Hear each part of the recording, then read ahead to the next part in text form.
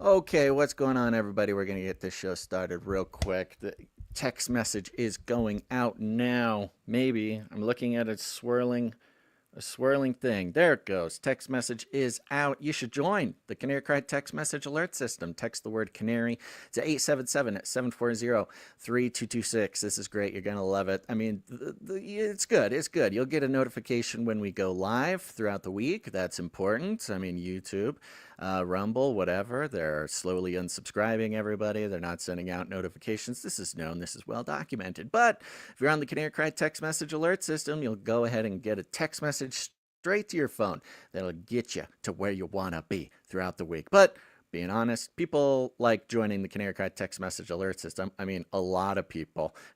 The text message alert system is one of our primary expenses at this point because people like it so much, but that's okay. We're enjoying it very much.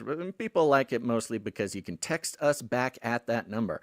Once you join, once you text the word Canary to 877-740-3226, you can text us back at that number. I read them all. I enjoy them all. Sometimes we read some on the show. We're going to be doing that during this episode. So go ahead, get in right now. Text the word Canary to 877-740-3226. Somebody's car just texted me. 260 says, I'm driving, sent from my car. Thank you very much. 269, keep an ear out for your area codes, folks, because then you know that there's little canaries flirting all around your area. 269 says, it's Monday, heart emoji. 360 says, best part of my Monday. Monday. Every Monday. Thank you, 360. Who else is here? Oh, that's a long one. Save that one for the show. 502 says, Canary Cry is live. My heart is now full. God bless. This could be you, folks. 778 says, hey, guys. Hope you're having a great day. We are having a great day. We're doing the show. So right now, take out your phone. Text Canary. Just the word Canary. No exclamation points. No nothing.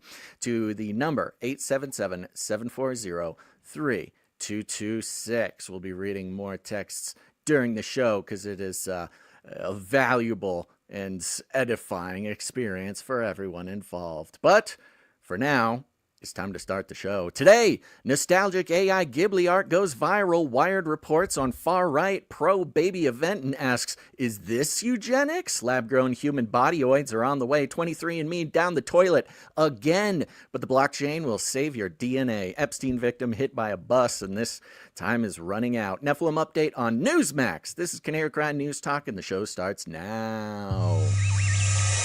The world is getting crazier. People are acting more and more insane. The end of the world is tomorrow. Tomorrow. There's only one thing to do when the world is falling apart. Listen to Basil and Gonz as they discuss this week's news and events through the lens of Bible prophecy. You are listening to Canary Cry News Talk. You're listening to Canary Cry News Talk. Today is March 31st, 2025. We are live to tape on episode 828. And today, it's Manga Magic. Signing on from Off the Grid, Razzle Dazzle. I'm your best buddy, Basil. And you are not crazy. And my name is Gonz, director of the Age of Deceit films, your favorite Asian provocateur for Christ, live to tape from the metaverse to bring you the best news, which is the gospel message of Jesus Christ, while reporting the egregious with a well-rounded, biblically grounded take on world events. And today's immersion phenomenon, from digital dreams to dystopian schemes. Whoa. Rhymes. That's Definitely good. Rhymes. That's good. You know, people love rhymes, man. This is good for the it brand. just sticks with you. It's good for the vibe. It's good for the algorithms. Algorithms love poetry. If there's anything we know Do they? about robots, yes, they love it when words rhyme. They love it when rhyming words touch the hearts and minds of the masses. And that's what we do here at Canary Cry News Talk. Thanks for being here, everybody.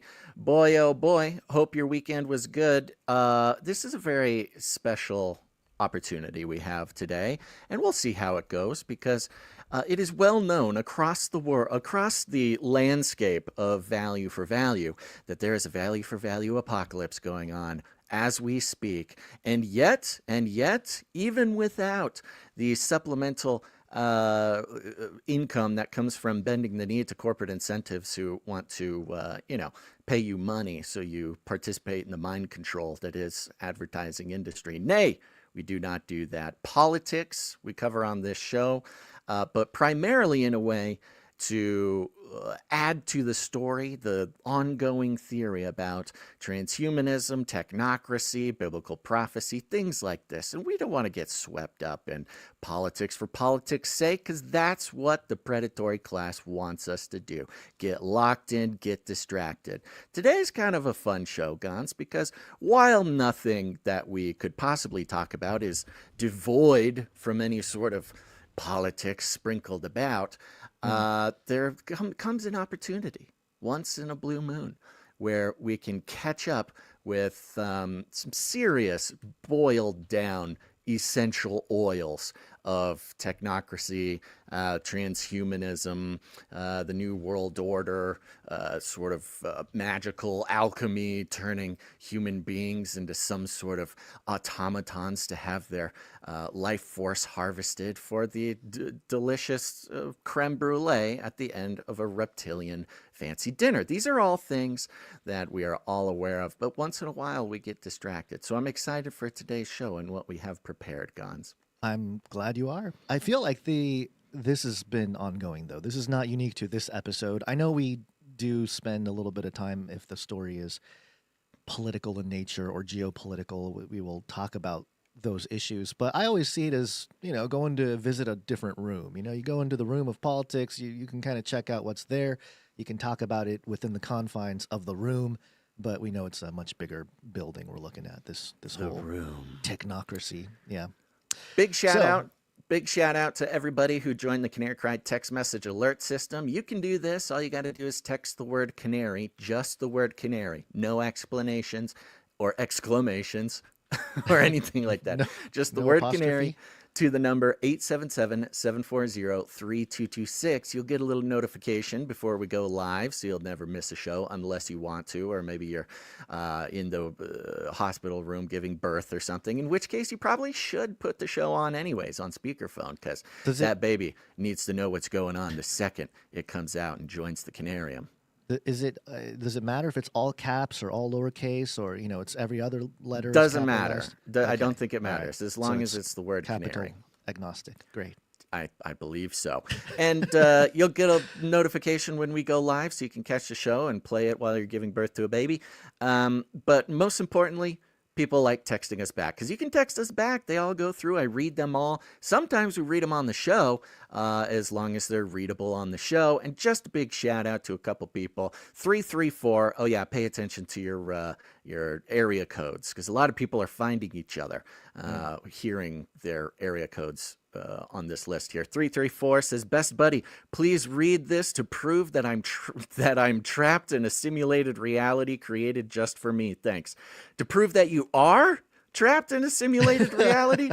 No, I'm reading this to prove, I don't know what I'm proving. Who knows? Maybe it is all about you. I think it's all about me if it's about anybody, but I think we're this all is one, Basil. Isn't that the New Age message? All one, we're all one. Okay, you exist. 334 says, "Have a great show today, guys. Catch you tonight at work." Okay, good. Good luck at work.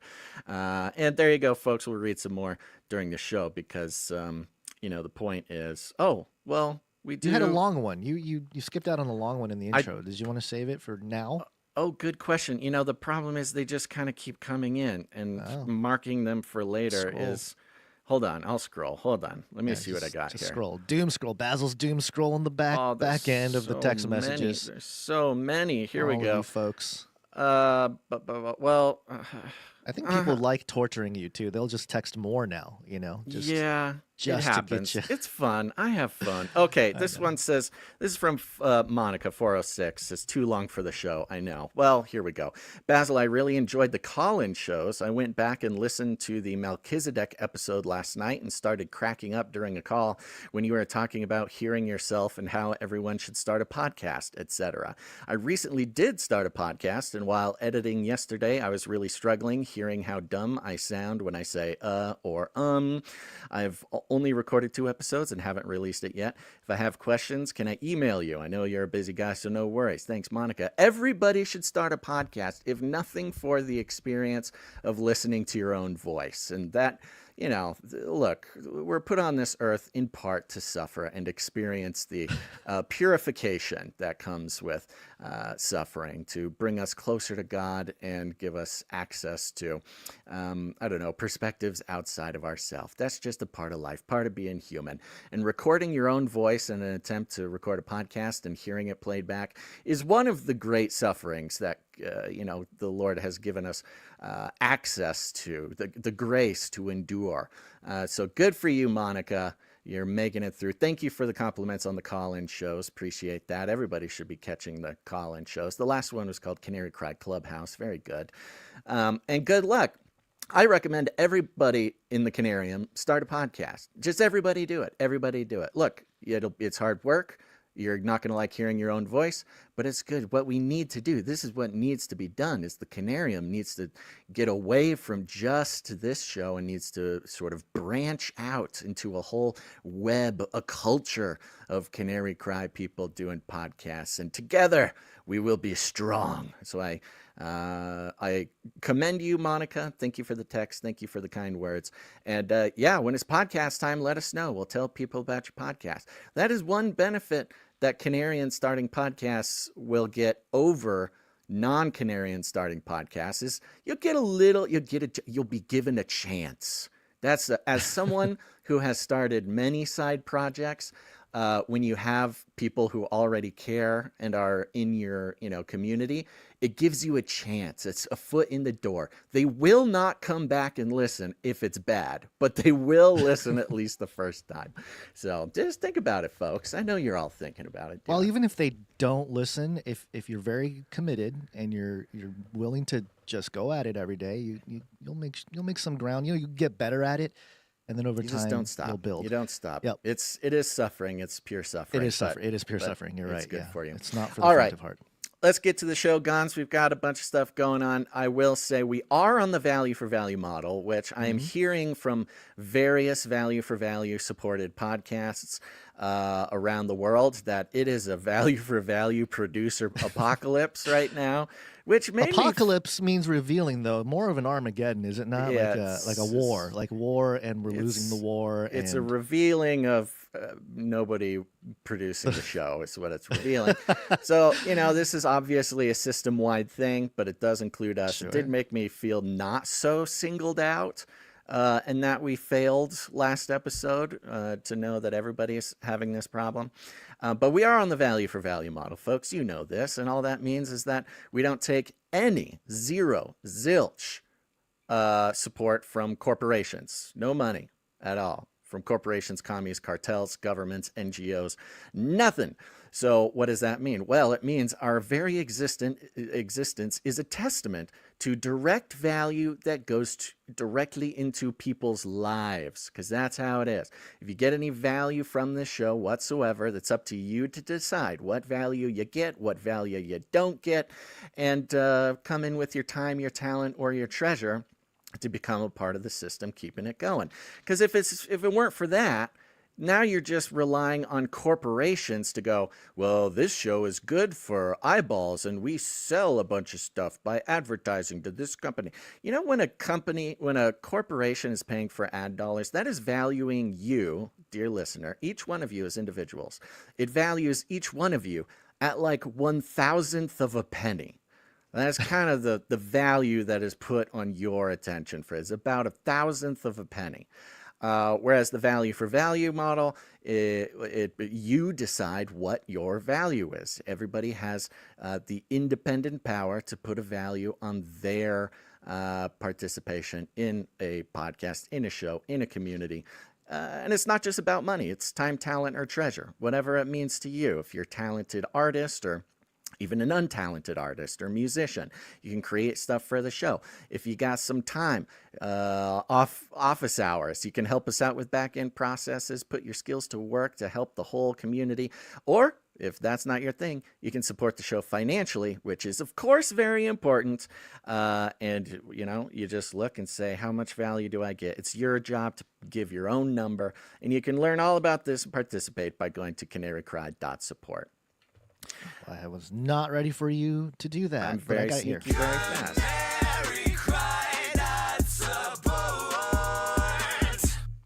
And you know what? In response to the producership apocalypse, we had no executive producers, of course, up until literally 60 seconds ago. We had some people come in. Thank you so much.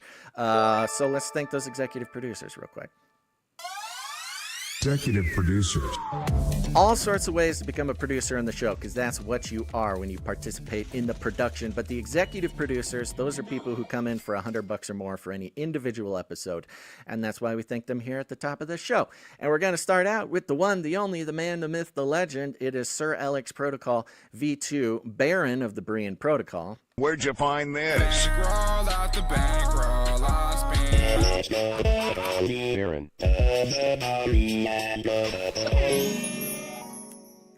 Of course, coming in for $100, 33 cents.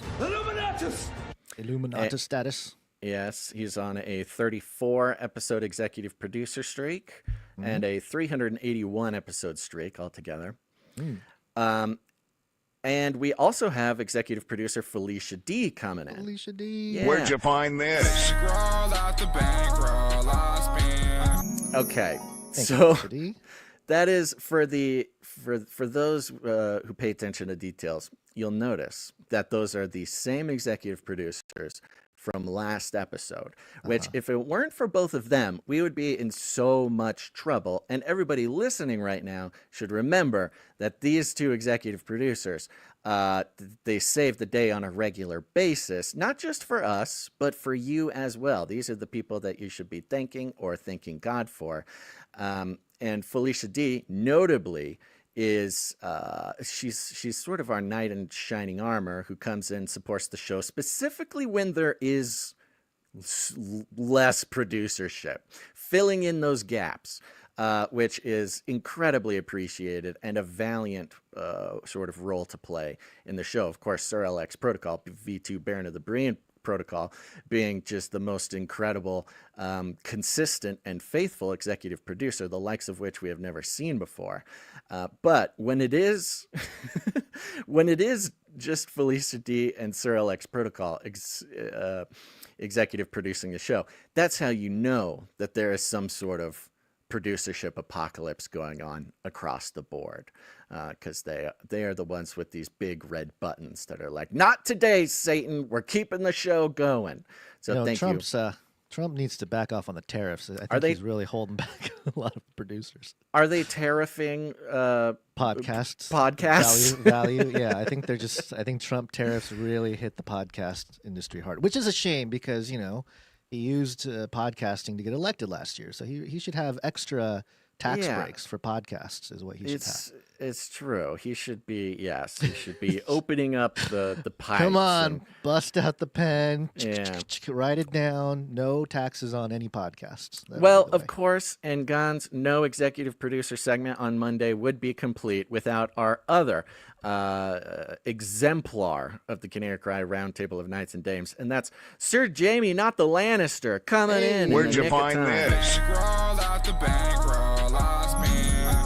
Thank coming you, Sir in Jamie. with his weekly tithe, which is very meaningful. Thank you, Sir Jamie. We take that very seriously. To anybody who might be wondering, what tithe? What is this, a church? We're not a church. We're not a 501c3, but we do believe that, I mean, the whole reason we're here is because we feel called to do this kind of kingdom work, which, of course, has been a long-standing debate, whether this is kingdom work or not, but we are confident that both ourselves and those who produce or listen to the show are here for a reason. So thank you so much, Sir Jamie, saving the day. And now, Gons, we can start the show without fearing for our lives so much. So isn't that nice? Well, that depends on the context there, but I mean, if That's a good, yeah, we're on good some kind of point. SWAT list, that's no good. But Yeah. thankfully, I don't think we are. You know, I think here's the thing. There's a couple of things that protect us from the SWAT list. Is one, you know, we're too small. Nobody nobody listens to this show. That's ridiculous. Why would anybody care about us? That's fine. And two, we don't make any money. There's no advertisers to sort of scare off or anything like that. That's true. There's no benefit. There's no backhanded. We don't get caught up in some kind of backhanded loop where ultimately it benefits the advertiser for. No, they can simply destroy us by not sending out notifications to people who want to catch the show, by slowly unsubscribing people. They've got less invasive ways of keeping us down. Sure. All right. So there you go. There's still time to produce the show if anybody's interested. Thank you so much. Whatever value this show brings to your life, you can go to canarycry.support to learn more. And Gons, I think we should jump into the news. All right. Well, maybe everybody is just turned into a meme now.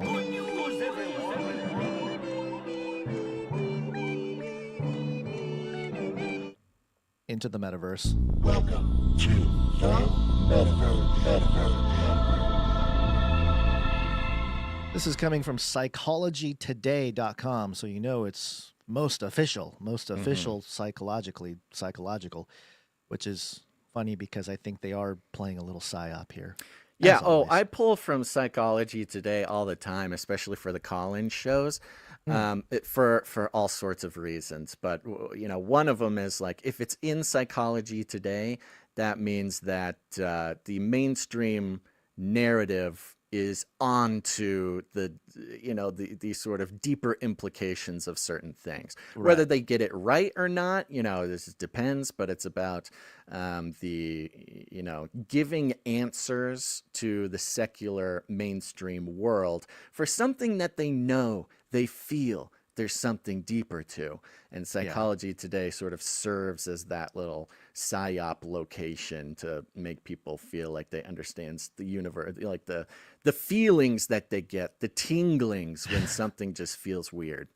Right. The cultural events and things going on, the trends, the tides. Yeah, psychology, science always has something to say about it, which is it is true. I did the headline for this one. Mm-hmm. Sorry, I don't want to interrupt, go ahead. but I just as an example, I did a piece on Snow White, mirror gazing, artificial intelligence and demons on the call-in show, and would you believe it that mirror gazing, the sort of occult witchcraft scrying technique that, opens up a portal into other dimensions or speaks with spirits that are taking the form of your own face, whatever it is. They have a mirror gazing article on Psychology Today about like how it's so good for your mental health to participate in contacting demons on the other side, whatever. So, it's part of the mechanism that bridges the inherent spiritual intuition that human beings have as being images of the creator, but gives them a sort of secular deception to hook onto their definitions to things. If you don't believe in anything, you can believe anything. What was it saying? I forget. Something like that. Right? That's basically it. Something like that.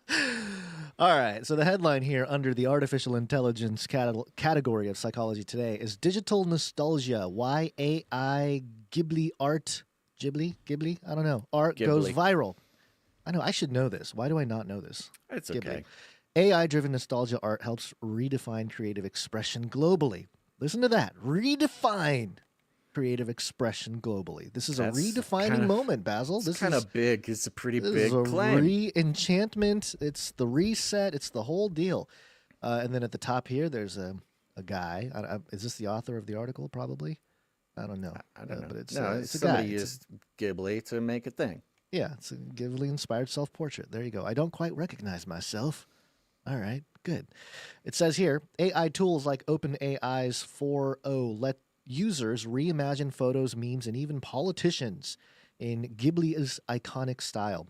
This fusion of retro aesthetics, lush landscapes, soft colors, with cutting-edge tech triggers nostalgia, a psychological, quote, comfort blanket in an AI-driven world. Neuroimaging studies have revealed that nostalgic experiences activate both memory and reward systems in the brain, including the hippocampus, substantia nigra ventral tegmental area, and ventral striatum, Oba and colleagues in 2016. You know, the more we talk about magic and words and stuff like that, a lot of science, when they name stuff, they use, what is it, Latin roots to name things? Is that what they're doing? Latin or Yeah, Greek? a lot of times, yeah. Isn't that in itself kind of magical? And the fact that what paper was it or something we talked about where lawyers purposely use a lot of gobbledygook language? It was, I believe it was a Harvard study that had sort of come out at the exact perfect time to confirm my theory or my, I guess, research into the entire legal system being based on sort of the occult principles from back in the Middle Ages. Yeah. Similar thing there. Grimoires, things like that. Right. Yeah, I feel the same thing with science and like naming parts of bodies and brains and, you know, different things. This co-activation of memory and reward systems is associated with individual nostalgia tendencies and underlies emotional and chronological factors of nostalgia. Similarly, sharing health-related information is reflected in distributed reward-related brain activity extending beyond core reward regions to larger scale patterns. Sharing information, particularly news articles,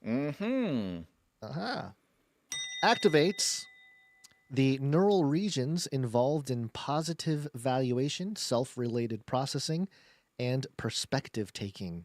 These findings suggest that people derive inherent value from self-reflection and connecting with others through sharing, which may explain the increased likelihood of sharing nostalgic or emotionally resonant content. Interesting. Okay, so Yeah. they're talking about like a couple different things here.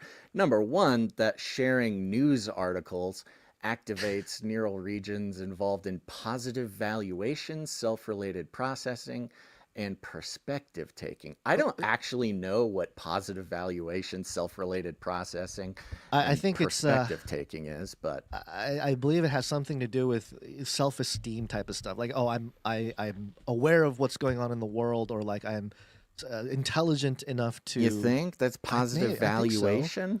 Yeah, the self-related processes, right, and perspective taking. Self-related processing. Theory related. of mind. Anyways, Yeah, it the doesn't ability really to matter, understand the but thoughts. something's Yeah. going on there. And then, I mean, sharing nostalgic things, I kind of get it, but it just gives you some dopamine, apparently. Right. Is this? I mean, So sharing they know. news content in Studio Ghibli gives you a double dose. I think that's what they're saying. Yeah, it's a supercharged neural thing. It says here, nature as a neural reset. Ghibli's lush backgrounds mimic natural environments, activating the brain's default mode network. This neural state, linked to calm reflection, counters modern stress. Psychologists note that such, quote, comfort aesthetics drive repeat viewings and viral sharing. Maybe it's that's literally what we the need colors. to do. We just need to Maybe we Ghibli need ourselves? to change like the whole video layout here to be kind of like pastel colors, some beautiful nature. I wonder if you just ran like a screenshot of this show through Studio Ghibli, you know, whatever AI. Just make it more like a peaceful, beautiful thing, like Studio Ghibli. Maybe some like shots of food or fish being processed or something. Yeah, well, yeah. The best known, I guess, director behind the Ghibli studio stuff, Hayao Miyazaki. Nostalgic is a word, but also known for very like dramatic. I don't know, a lot of stuff. I mean, I grew up watching all the Miyazaki films, so that might explain why I'm part crazy too. You know, that the reason why I see the world the way I do. But it says here, a study found that art making, Basil, significantly lowered cortisol levels in healthy adults. Similarly, a nature-based intervention during work hours decreased cortisol levels by 29.3% and improved cognitive performance in employees. In a medical setting, patients undergoing colonoscopy experienced reduced cortisol release and enhanced oxygen saturation when exposed to calm nature films. These. I'm sorry, that just paints. I don't like the way that is discuss there. Anyway. These findings highlight the potential of nature-inspired and artistic interventions in various settings to reduce stress and improve psychological outcomes.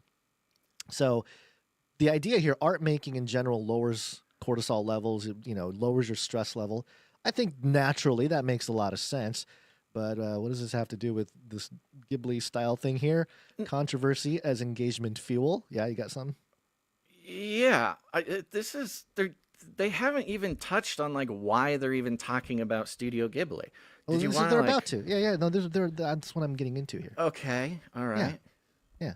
So, okay, virality thrives on emotional extremes, whether joy or outrage. Users generated Ghibli-style images of sensitive events, for example, 9/11 or World War II, sparking outrage. Paradoxically, this backlash amplified the trend's visibility. Studies show controversial content drives engagement through emotional arousal, even negative reactions keeping users scrolling. So, I think the Ghibli part of it, if you're asking specifically, is simply the fact that it's the pastel colors, the soft tone, the whimsical art style of the Ghibli genre, the Studio Ghibli movie genre. In terms Okay. of Yeah, go ahead. in terms of the cortisol and the art making and all that, I find it ironic because what they're talking about here is AI generated art. We're talking about AI just putting in a prompt, sharing a photo, and then turning it into Studio Ghibli.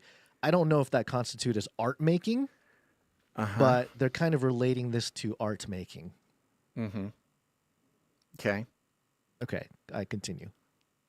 So I talk don't about like social that media. they're not like explaining the whole thing. Like they're just saying that users generated Ghibli style images of sensitive events. Like Yeah. the White House posted this. Like this was is the only thing that people could talk about all weekend. Like this Yes, was the White House. a Yeah. ripping apart of like social expectations and constructs.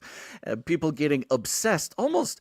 I mean, ChatGPT had to shut down like large swaths of users and use because Sam Altman said that the processing centers like started melting down because so many people were making Studio Ghibli style things of the art. Like if somebody wasn't aware of this story, which there's a good chance everybody saw something over the weekend, but this article just like really misses how it's not explaining like how important it is to understand why Studio Ghibli is like interesting to people.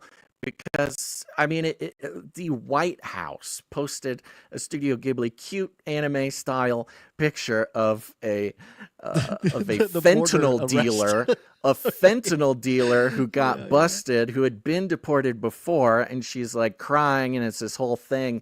And the White House Twitter account posted a cute animation There of it is. it. There it is Yeah. for people watching. And then like the 9/11 ones, people just started finding. So this whole thing started.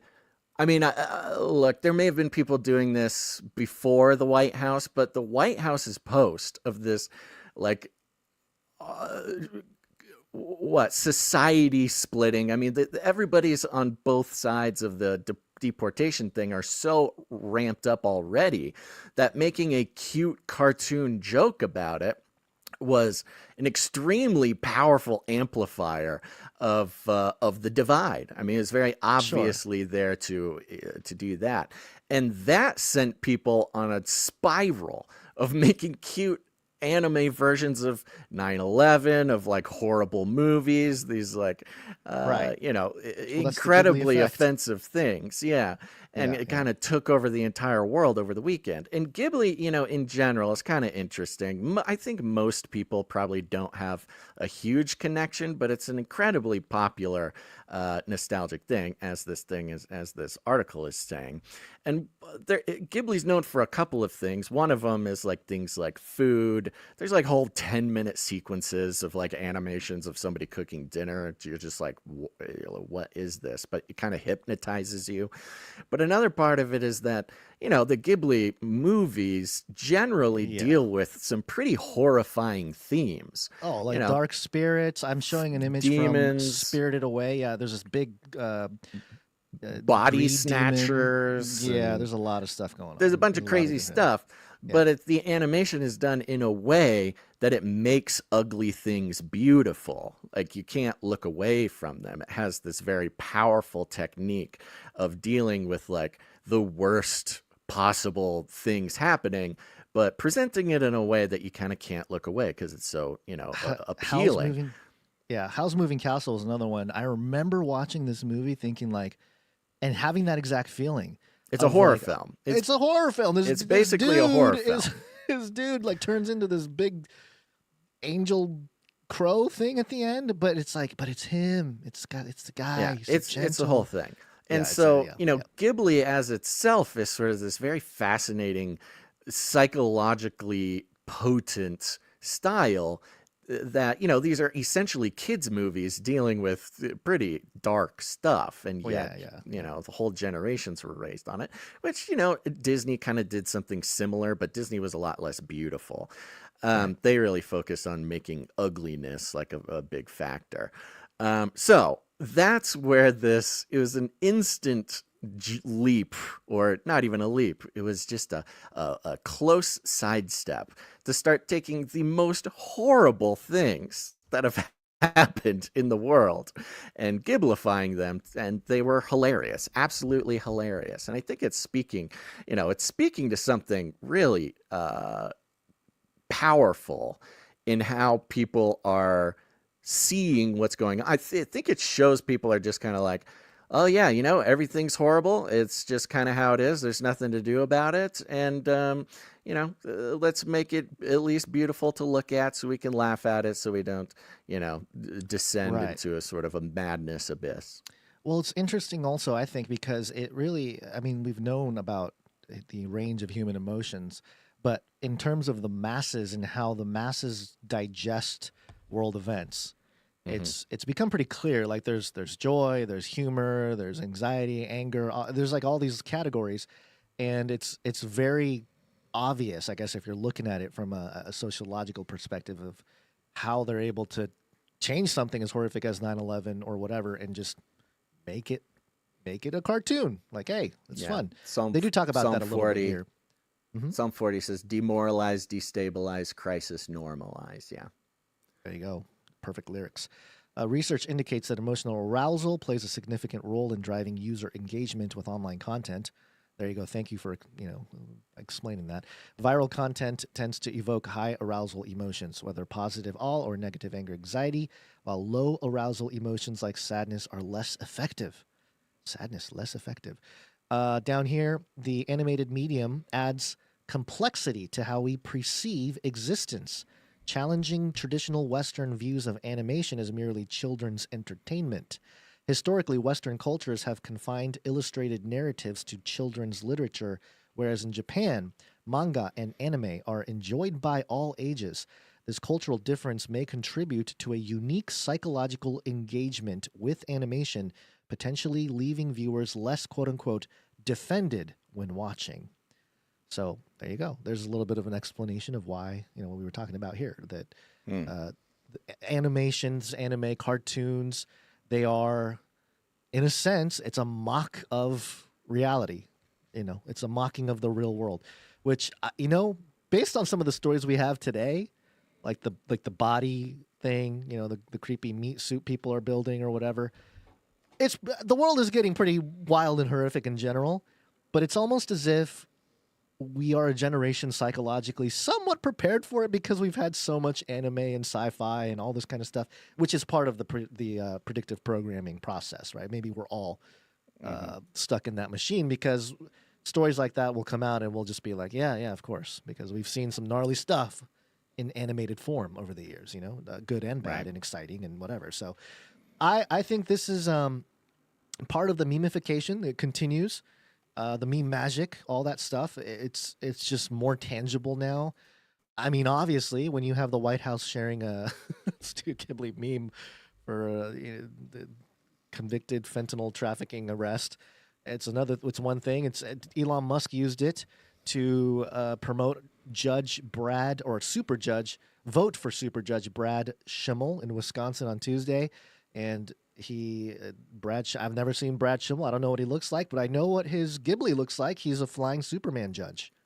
Okay, great. Yeah, Elon's really getting involved with the judge elections now. That's interesting. Well, that's what I'm saying. It's like the consequences, or maybe that's what you were saying as well, which is the consequences of this is I mean, politics becoming Ghiblified is another level. It just brings everybody up to speed on the memification. It right. brings everybody in, and everybody wants to use AI too. It's another angle to this, which is that everybody's going to jump on AI to make these arts, cartoons, and whatnot. So, yeah. okay well, now, I got dude? a pretty weird thing that you. I got a pretty you weird sound thing that defeated. you could Ghiblify. What's that? Far right influencers are hosting a 10K per person matchmaking weekend to repopulate the earth. Ghiblify that, kids. Okay. Sorry, I'm scrolling. I don't know on how my to respond to document that. I am here. Let's speechless. hit that eugenics jingle and let's get into it. Oh, okay. Eugenics. Oh, shoot. Did I not have my eugenics jingle ready? Oh no! I didn't realize that was a eugenics setup. Well, I mean, you put it on the notes right there. I You put did. I did put it eugenics on the in notes. in the jingle highlight, but Let's that's see. okay. Do. So we've actually mentioned this particular event before. So this is a little bit of an update, but two things. We're going to be getting the propaganda version from Wired, which, look, we know Wired is completely off the rails as far as crafting their version of reality for their readers. But there are some real delectable little morsels in this one. We should invite fewer people to be born. There we go. That's right. And Margaret Sanger will be a particular... Yes. That jingle in particular will be Yes. very important to understand. We shall invite fewer people to be born. Eugenicists saying fewer people to be born. Okay, continue. This is Wired magazine. Far-right influencers are hosting a 10K per person matchmaking weekend to repopulate the earth. Dun, dun, dun. Organizers behind a pronatalist conference with far-right ties in Austin, Texas this weekend Far-right tie. I know, have set up matchmaking events for attendees that include the option of getting married on site as part of their greater effort to repopulate the world. Wired has learned. So that's the whole first paragraph, no periods. Okay. So, there's some key words here that we can already tell we're looking at pure propaganda. We're not looking at news. A pronatalist conference with far-right ties. Okay, that's how you know what we're about to get into. They're getting married on site? They must Yes. be traditionalists, those bigoted traditional people who like to get married. Right. According to its website, the sold-out Natal Conference, we've talked about the Natal Conference before, it's been going for a couple of years, taking place on March 28th and 29th. Oh, it's over. At a hotel operated by the University of Texas at Austin, has, quote, no political or ideological goal other than a world in which our children can have grandchildren. Oh, repopulating the earth. We just want our children to be able to have grandchildren. But the event, an earlier version of which was promoted by Elon Musk. Okay, just out of curiosity, I'm just going to go ahead and open that. We'll see what that is. Features speakers like Pizzagate conspiracy theorist Jack Posobiec. And is that what Jack Posobiec is primarily known for? Pizzagate? I have no idea. I don't conspiracy think so. theories? I don't think so, but okay. The link on the promoted by Elon Musk part of that sentence just leads to a general search for the word Elon Musk on Wired magazine. Just kind of like, in case you didn't know who Elon Musk was, here's not a source for the claim that he was promoting it, but here's just a bunch of everything that we want you to know. Jack Posobiec and Cremo, an online pseudonym linked, according to The Guardian, to Jordan Lasker, who discusses falling birth rates and promotes eugenics. Eugenics. Okay. Now, Jordan are you aware Lasker of this? promotes eugenics? Yeah, I'm isn't not that familiar a with this guy. I don't funny know who he is. way? It's a funny way to talk about it. Now, by the way, just as another note, the link that says "according to the Guardian," linking Crumo to Jordan Lasker, just goes to a Guardian article that says U.S. Natalist conference to host race, science promoters, and eugenicists. So look at this phrase, race science promoters. So Race science. What? race science promoters. Now, of course, right off the bat, we can tell that they are saying that race science is bad and a far right thing, I'm assuming. And I'm not really sure what race science is. I would be curious to see if any left-leaning scientists study race. I'm not really sure.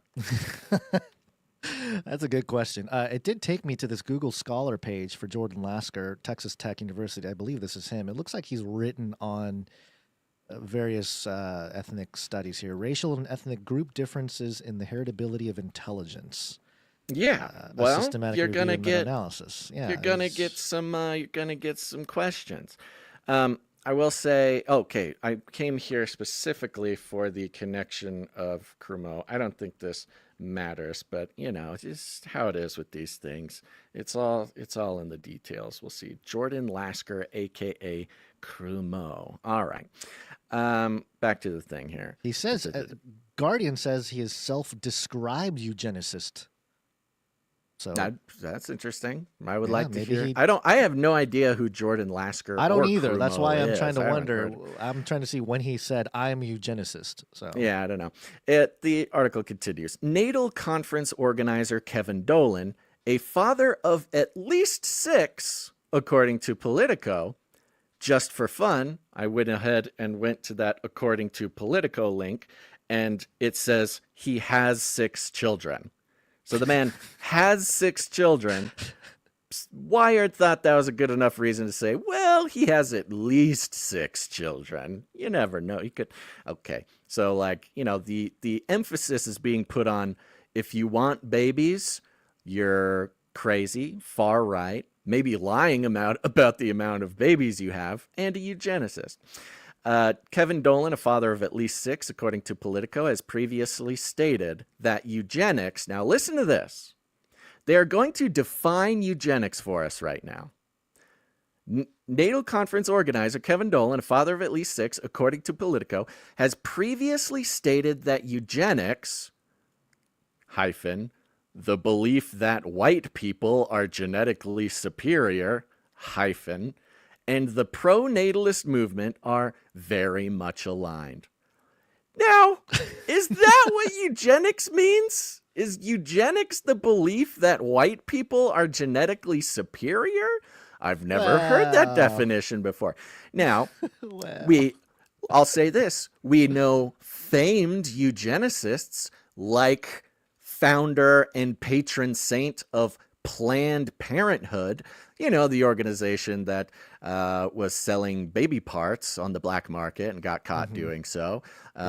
Margaret Sanger, the famed racist and also eugenicist, famous for the quote that you played at the end of at the beginning of this section, where we should invite fewer people to be born. We should invite fewer people to be born. Yeah, someone who is idolized by Bill Gates, who is also a eugenicist, apparently, according to Wired. Maybe Bill Gates believes the belief that white people are genetically superior. So we're just kind of working off of, look, I'm not going to deny that, eugenics is not a good thing. Not a fan of eugenics. But the real eugenics also, and yes, were lots of famous eugenicists racists. Yes, indeed.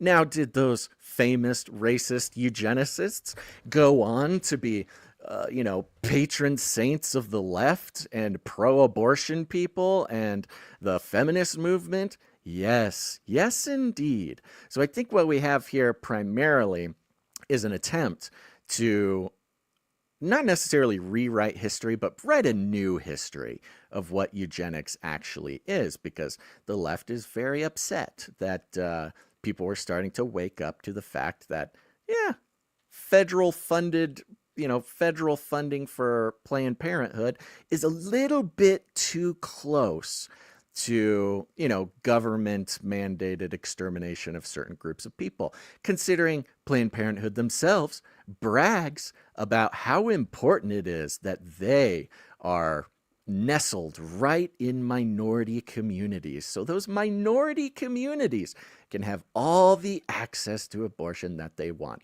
That's certainly not very eugenicsy. Come on now, Gons. Why would you even say something like that? I won't have those conspiracy theories dirtying up this show, okay? The article continues. Publicly available details about the natal conference are scant, with the vague online conference agenda promising closed-door sessions to address collapsing birth rates. Ooh, closed-door You mean the eugenicists sessions. are winning? So there must be, what, white hat eugenicists? The people that are pro. I will say there is, if you steer your mind slightly towards the gutter, a closed-door session to address collapsing birth rates does sound like a little bit more than a You're lecture. right. That if you that know what I definitely mean. did not hit me the first time. Yeah. Well, Yeah. just before we move on, there is a difference between, or allegedly a difference between positive eugenics and negative eugenics, which is simply that, positive eugenics being the promotion, encouraged reproduction of individuals with certain traits, right? And then negative eugenics being, the prevention of birth of certain perceived traits or undesirable traits. So they don't distinguish that There's a in the lot of different conversation here. ways. No. Yeah, but to characterize it all as white people, what does it say? White people are genetically superior. No, that is not eugenics. It's more based on intelligence. As well, they define and it, the presentation of this pronatal conference. Now, have I been? No. Will I go? Probably not. But the way they describe things make it sound, of course, very kind of shady, right? very Secret meet, closed door, secrets, secret breeding ground hard to type breach. of thing. Now, Firewall. the collapsing birth rates in this sentence, a vague online conference agenda promising closed-door sessions to address collapsing birth rates. Again, sounds kind of shady, but they link to a New Yorker article about the apocalyptic decline in birth rates. Which is okay. So you're saying that a group of people are meeting together to try to stop the apocalyptic decline of birth rates and save our world? Oh, those racists. However, an email obtained by Wired promoting a pre-conference mixer held Thursday night reveals matchmaking may play a significant role at the conference and in the pronatalist movement more widely. Oh, I can't believe these crazy racists. They want to meet other people who want to have babies. Can't they just go on Tinder and get totally, their heart broken and their feelings stepped on forever like the rest of us? Yes. Why don't they wait until they're 40 and then regret not having children and then do IV? I cannot believe that people with similar thoughts on a topic would come together to meet each other and fall in love. Quote, this is a special email to NatalCon attendees who indicated they were highly interested in finding the missing puzzle pieces for singles, matchmaking, marriage, and family formation, reads the email, sent by an event producer named Luke who did not sign with his last name. Quote, we were stunned to receive many emails saying NatalCons needs to be focusing on this right now, and we're here to serve you. This is coming from all sectors: singles, parents with dating age children, grandparents, newlyweds that want to help their friends start families, and more, the email said. Oh, diabolical. People want to meet people to make babies. Attendees are instructed to register to learn the exact venue, though it is listed elsewhere on the website, and registration was listed as costing $10,000 for the full weekend. That's a successful conference. Whatever they're doing. They are whoever's curating it. The eugenics is for the rich. Apparently, this is not for the elite well, class that can afford babies 10K are on a expensive. weekend. You gotta prove that you can afford a child by True. spending. You're right. You're I was right. gonna say, there have long been talks and requests and mumblings and rumblings about doing a, Canary Cry singles sort of event or app or something like that. It looks like if we ever wanted to do a Canary Cry conference or something, the real way to get people to come is say, hey, come find if you want to Your have babies, soulmate. come Yeah. find your soulmate. Attendees are instructed to, I already read that part. Apologies.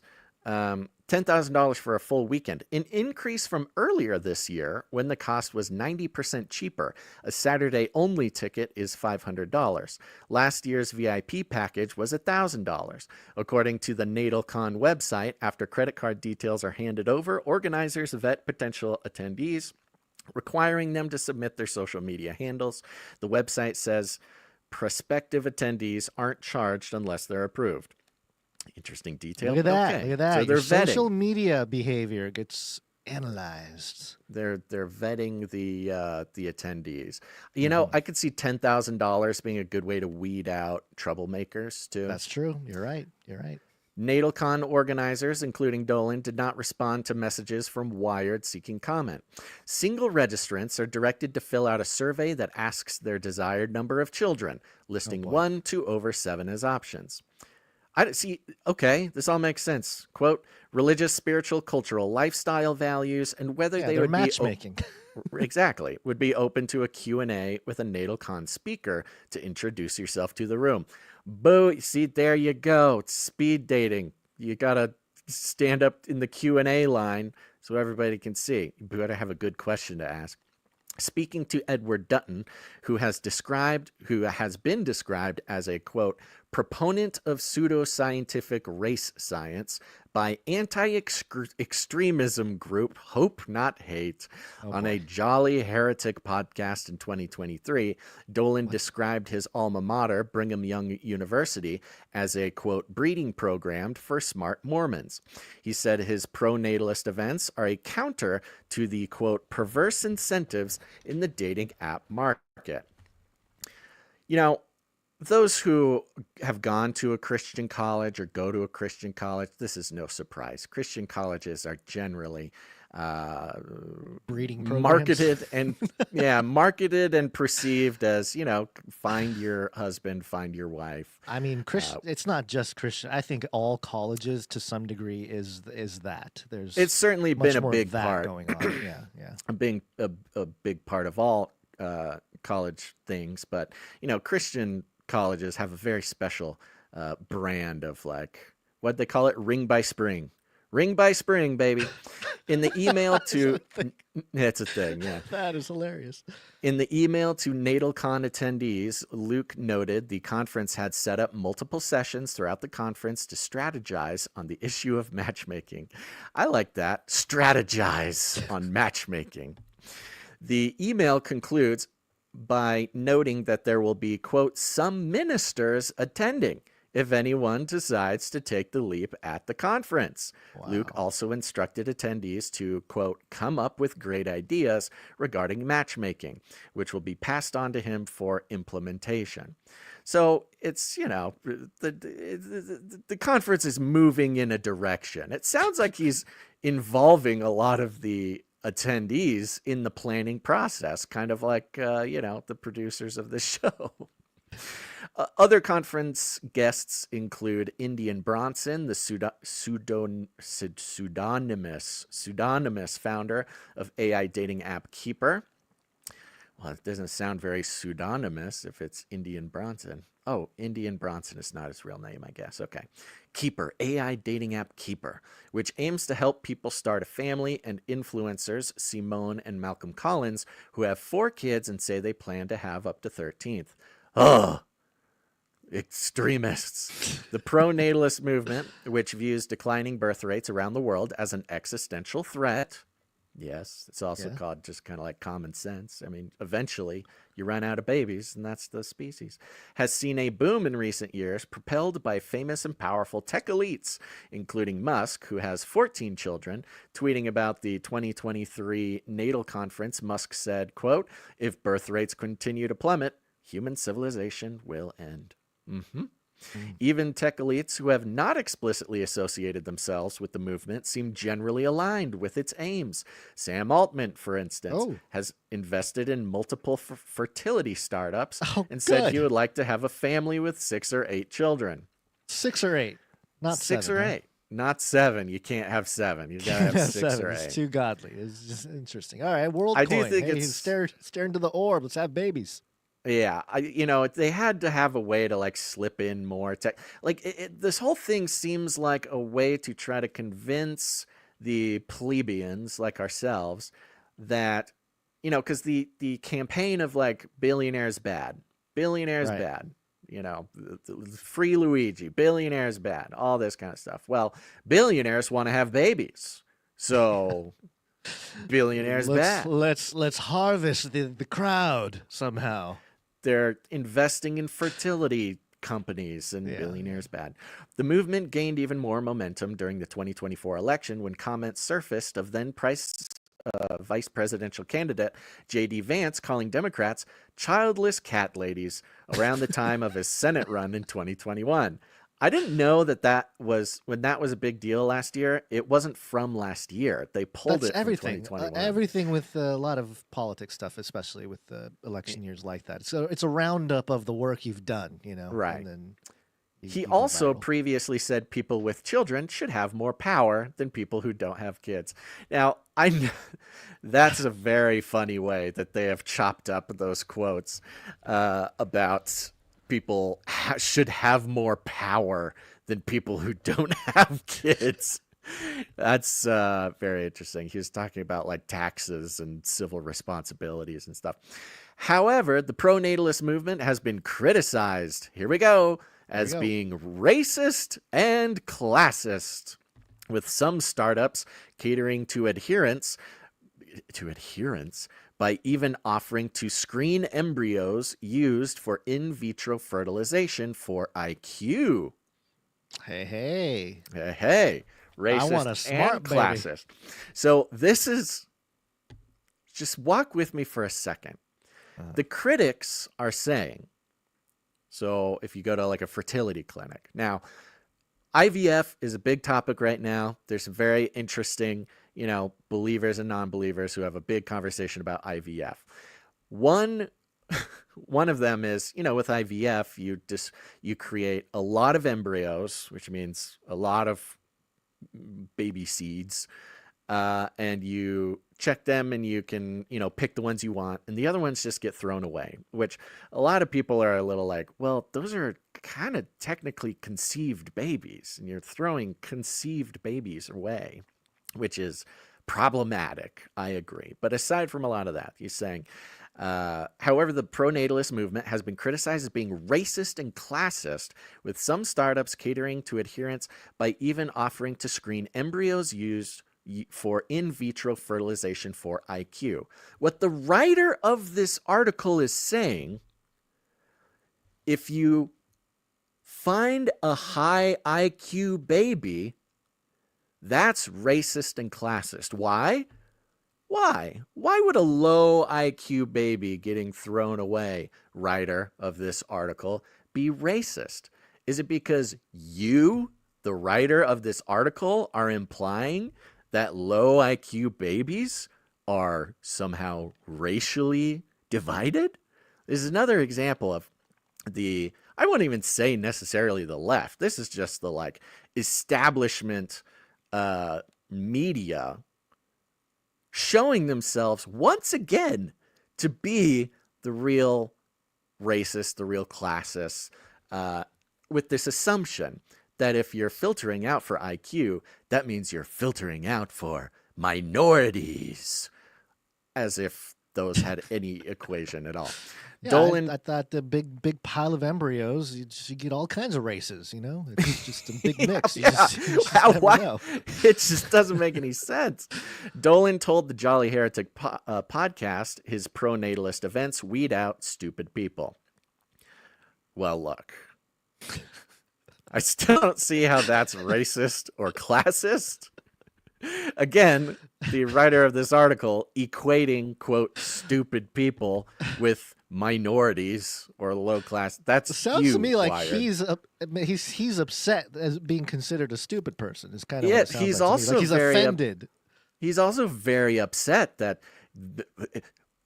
illegal immigrants can't cut his grass and clean his toilet because he's such a good person who wants people to come find a life in America as long as they're cleaning his toilet and picking his fruits. I mean, this is a classic Hillary Clinton sort of move here. And in this case, weeding out stupid people in the eyes of this Wired writer is weeding out minorities. Continuing, quote, some of the debates that I hear around natalism are like, we can't have natalism. We have too many stupid people. But in my opinion, the only people who are going to respond to any of our natalism conferences, natalism conversations, are going to be on the higher end of the distribution, he said, which kind of has been the case. Now, is it because smart people see that the basic logic of an apocalyptic decline in birth rate means the end of the species? Is there a certain type of person who reads a Wired article and says, look at these billionaires and their racist, misogynist ideas of having babies to continue this? You know, those type of people, yeah, maybe aren't the smart ones who are going to say, we probably should have more babies. Despite criticism of the conference, University of Texas at Austin. Now, this is a great, listen to this. Just like a beautiful, this article should be saved for like, you know, media deconstruction, media analysis, like media critique classes. Because, you know, we just walked through all of this and it ends, this is the ending of the thing. Despite the criticism of the conference, let me open up the despite the criticism of the conference link, just to take a peek, just a little peek to see what exactly other criticism conference. The Austin American Statesman, yeah. Eugenics ideas in the NATO conference don't belong at the University of Texas. Okay. Despite criticism of the conference, University of Texas at Austin spokesperson, this is the venue, Mike Rosen, told Wired the school rents out its spaces indiscriminately. They wrote that the venue rents out their spaces indiscriminately. You know, gives this vibe of like, oh, they're just indiscriminately letting Nazis and psychos into the building. What I'm sure was said is we do not discriminate. Right, we don't who discriminate. rents the Who rents building, the building. you Yeah, know, yeah. because that would be illegal and lame. No, we do not discriminate the people, the ideologies who rent the building, but instead it's rents out spaces indiscriminately. Quote, the AT&T Hotel and Conference Center leases spaces to non-university groups for their events without regard to their viewpoint consistent with the First Amendment, Rosen said. The venue also hosted an Ayn Rand conference in February. So this... it's this whole thing. He just shot himself in the foot right at the end. It's He's like the- trying to stomp his foot, make his point, and then he just shot it right through. There's a bullet right through that foot. It's the, you know, Trump had a rally at Madison Square Garden. You know who else had a rally at Madison Square Garden? The Nazis. Oh, you're letting people in the building. Like a total non sequitur, something that nobody would care about, except for it casts this notion, it casts this spell over the whole event that because they are geographically located in this building, the building is racist, they are racist for being in the building. It's like, what came first, the chicken or the egg? Are they racist because they're in the building? Or are they in the building because they're racist? I don't know. It's an endless cosmological, conundrum. Oh, and by the way, the Ayn Rand conference was there in February, so take that. It's just the silliest thing. And the way, we already know that the mainstream narrative, they really don't want people reproducing. They obviously in the location, the primary locations of Planned Parenthood clinics, which is in minority and lower class communities, where minority and lower class community people are being encouraged to get free abortions as often as possible. Forget about the fact that they're selling the organs of the dead babies. That's not important, and a crazy conspiracy theory that nobody should repeat. But they themselves, the ones who are encouraging classist and racist ideas that people of lower class and minorities should not have babies, and if they do, they should turn them into a product to be sold for science. No. The people who actually want to have babies are the racist and classist ones. It's really almost robotic. Like, there's almost an aspect of almost like ChatGPT logic to it. It's even worse, though, because it truly is human logic. It's this sort of double speak, upside down clown world kind of thing, that having babies, especially if you're, going to a place to meet other people who want to have babies, especially if you're paying $10,000 to go meet a place with people who want to have babies, especially if you're paying money to go to a place with a bunch of people who want to have babies and you want to have babies, and you can get married, you can become wed legally before God and the law. You can marry someone to have babies with. What is this world coming to, Gonzo? I think folks like the author of this article and people like him, people that are thinking like him, they don't mind curating, and they actually want less people because they prefer we don't it. need more people. Especially conservative. We don't want that to spread. We don't want more far-right people populating the earth. We just need the lab-grown bodies. That's a great. What's just real quick? I do want to move on. You know what this article is missing? What? Encouragement for people to have babies. That's true. Encouragement for minorities to have babies. Encouragement for non-racists to have babies. It doesn't end with like, hey, if you're not a racist and you're not a classist, you should have babies to fight back against the racist and classist babies. Baby wars. Let's go make more babies. They're just like, no, the very idea that one would want to have a baby and meet someone who would also want to make a baby is why they extremism. can't do that? They can't do that because they've been told that the earth is overpopulating with people. That's affecting the climate. We're all going to go extinct because we have too many people on the earth, which is ironic because if you stop having babies, you also go extinct. So, it's a sad state. They're sad, Basil. They're just And sad. at the same time, Gons, yes. Yeah. tell us about how they're looking for spare bodies.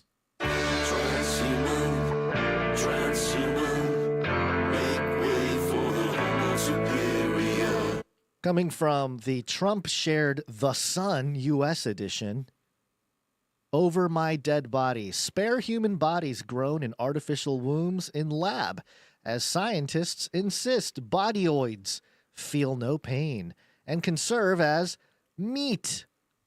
Whoa. Right. Meat? Human Meat. bodies as meat? Great.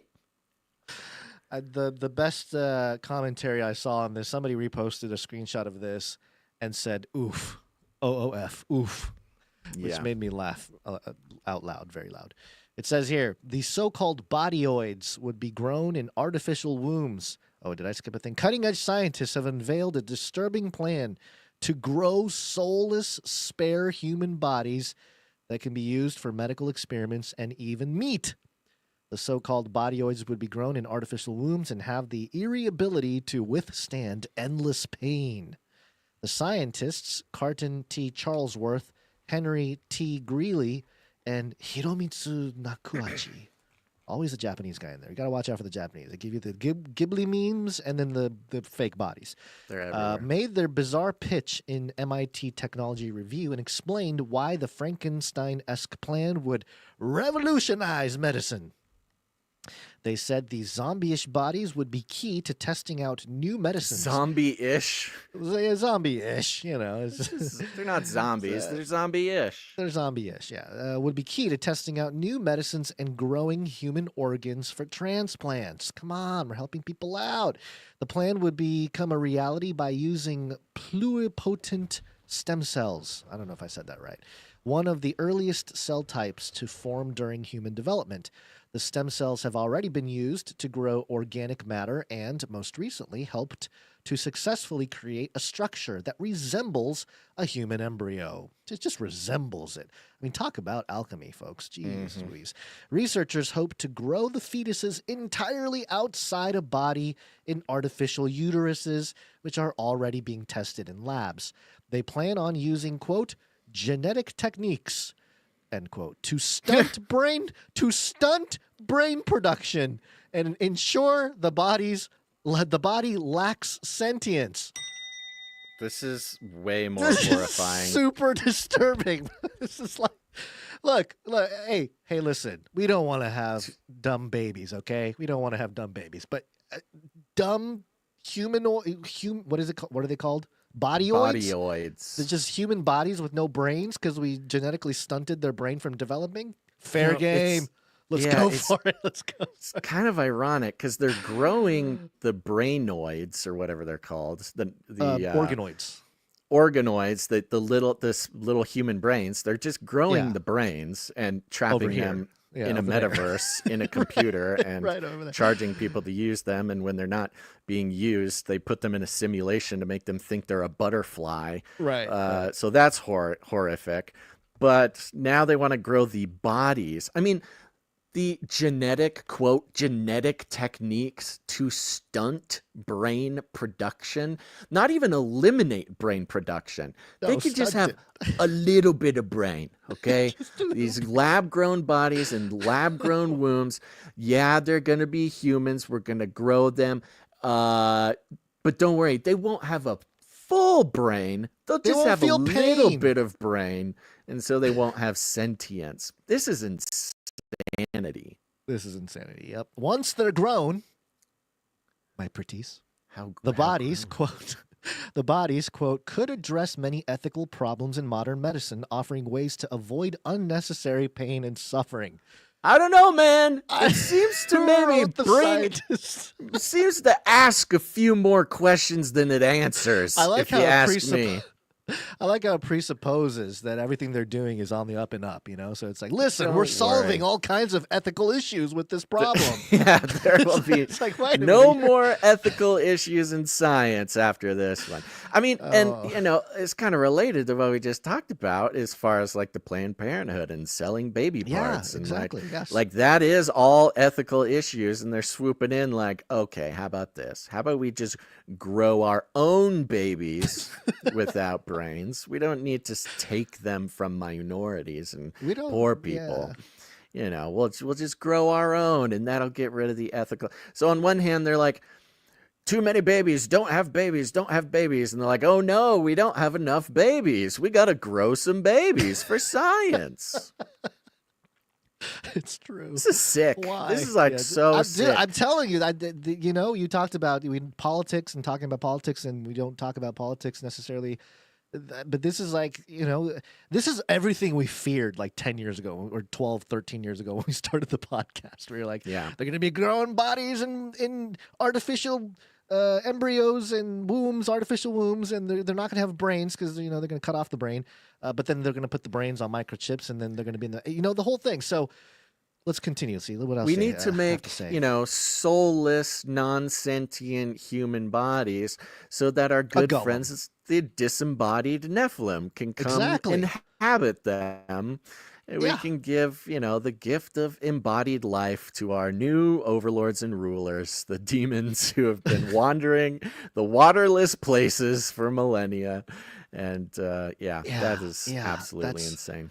Yeah, I just recently made that demons video for the Beyond the Verse, and one of the interesting things about the in Luke, in the book of Luke, where Jesus is casting out demons, is they go over waterless areas, they're seeking embodiment, and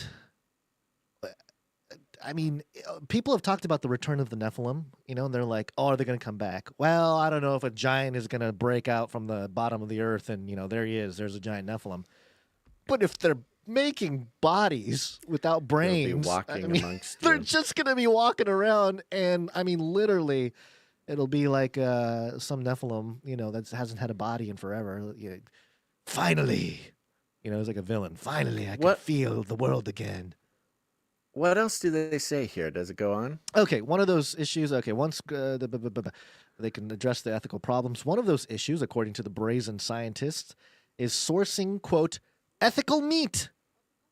Ethical meat. Not a How does problem. how does Mark Zuckerberg feel about that? Not a problem that is solved by growing soulless human bodies. It is not a problem solved by that. You got to hear the logic. Hear me out, bro. Hear me out. They wrote, quote, for example, they could offer an ethical alternative to the way we currently use non-human animals for research and food, providing meat and other products with no animal suffering or awareness. Human meat. End quote. They want to grow human meat. Come on. Hey, we already use non-human things, for food and stuff. So, and plus they don't have brains. We already do it for animals, so what's the big deal? Just do it with humans. Well, I think the point is they're hurting animals. Animals are sentient. They know that they're, it's painful for the animal. We don't want to hurt more animals. Let's just grow, non-human human bodies. Human meat. Well, yeah, for example, they could offer an ethical alternative to the way we currently use non-human animals. So are they using this animal excuse for growing humans? Are we talking about humans? We are talking about humans. We're talking about humans, yes, or so human what bodies. Heck? Human bodies, okay, not necessarily a whole human. Why do they involve food in this? If you're growing a human to stop animal testing for research purposes, drugs, makeup, all the animal testing, right? You test on animals and eventually get to humans. Okay, let's just give it to them for a second.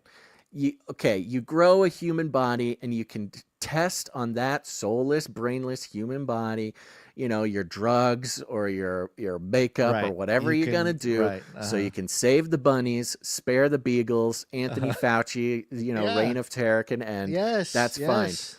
But then they say for research and food, providing meat or other products with no animal suffering or awareness, they're using the word animal as a replacement for human, as if these husks, these meat bags, human meat bags with just a little tiny brain, not a big brain, they're almost referring to them as animals. What was the guy? What was the Soylent Green? I forget the guy who played the main character. Soylent Green is people. The Soylent Green, it was people. Yeah, the whole thing, the whole scene could have been eliminated if he just knew that they were soulless humans. Not real humans. Well, here's the real question: is when they grow these human bodies for meat, will SNAP benefits? Will you be able to purchase them with SNAP benefits? We need to get RFK on this immediately. The researchers admitted their plan poses endless ethical questions, but stressed the world of possibilities that can open up if the spare bodies are developed. Listen, we know there's endless ethical questions, but think of the possibilities. Yeah, we need Imagine to end this all progress. The soulless bodies feeding humanities. MIT Technology Review. Yeah. They pointed out so they're how medical taking this researchers very seriously. Oh, they are. Yeah, they pointed out how medical researchers have been primarily relying on animals for testing, which isn't always directly transferable to human treatments. Plus, the testing potentially tortures the creatures as they're sentient and feel pain. According to the researchers, endless drugs are constantly being tested, but very few of them get cleared for safe use on people. That's because the meds have to be performed on live humans in clinical trials that, quote, risk harm to patients and, quote, can take a decade or longer to complete. Only about 15% of those trials are actually successfully completed, the researchers said. So yeah, come on, it'll speed up the whole process. Unless there's an emergency use authorization. Oh in which my case gosh, you can can just you skip imagine all of it. the emergency use authorization for bodyoids? No, you wouldn't need. I think actually they might not like that because, you know, the reason for emergency use authorization is to skip testing. But if testing is fast and easy on zombie-ish bodyoids or whatever, then, you know, well, you'll actually find out the true safety information before you inject it into the public. That might be a big problem for them. I like how it's the double-edged sword thing, where it cuts both ways. You want, what do you want? You want the homunculus, mindless human body, or do you want you want more proper testing for the next jab? It's like, I can't. Well, win. I think that's it. I think that's. Yeah. I mean, it could be part of the meta, Hegelian dialectic. Like, hey, yeah, sure, we had to do emergency use authorization. We had to make it an experiment on the people in live action without, while lying to people and not, the whole Right. thing.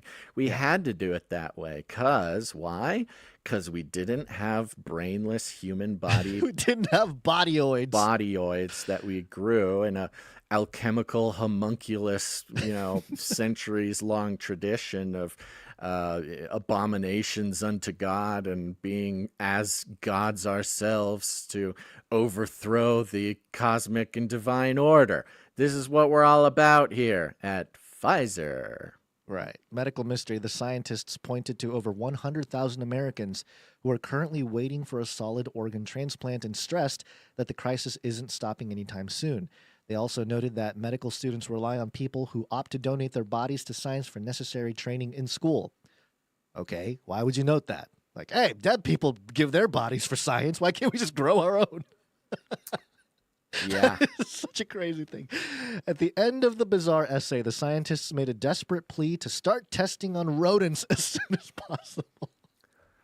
I can't do it. This world is too much for me, Basil. I'm done. I can't do it. Okay, we're done. We're done with that. I will say, before we move on to our show, it looks like, hey, we may have gotten our first raid, Gonzo. Hey, I'm going back through the chat here. Let's see here. What's going on? Somebody who's in charge of this raid?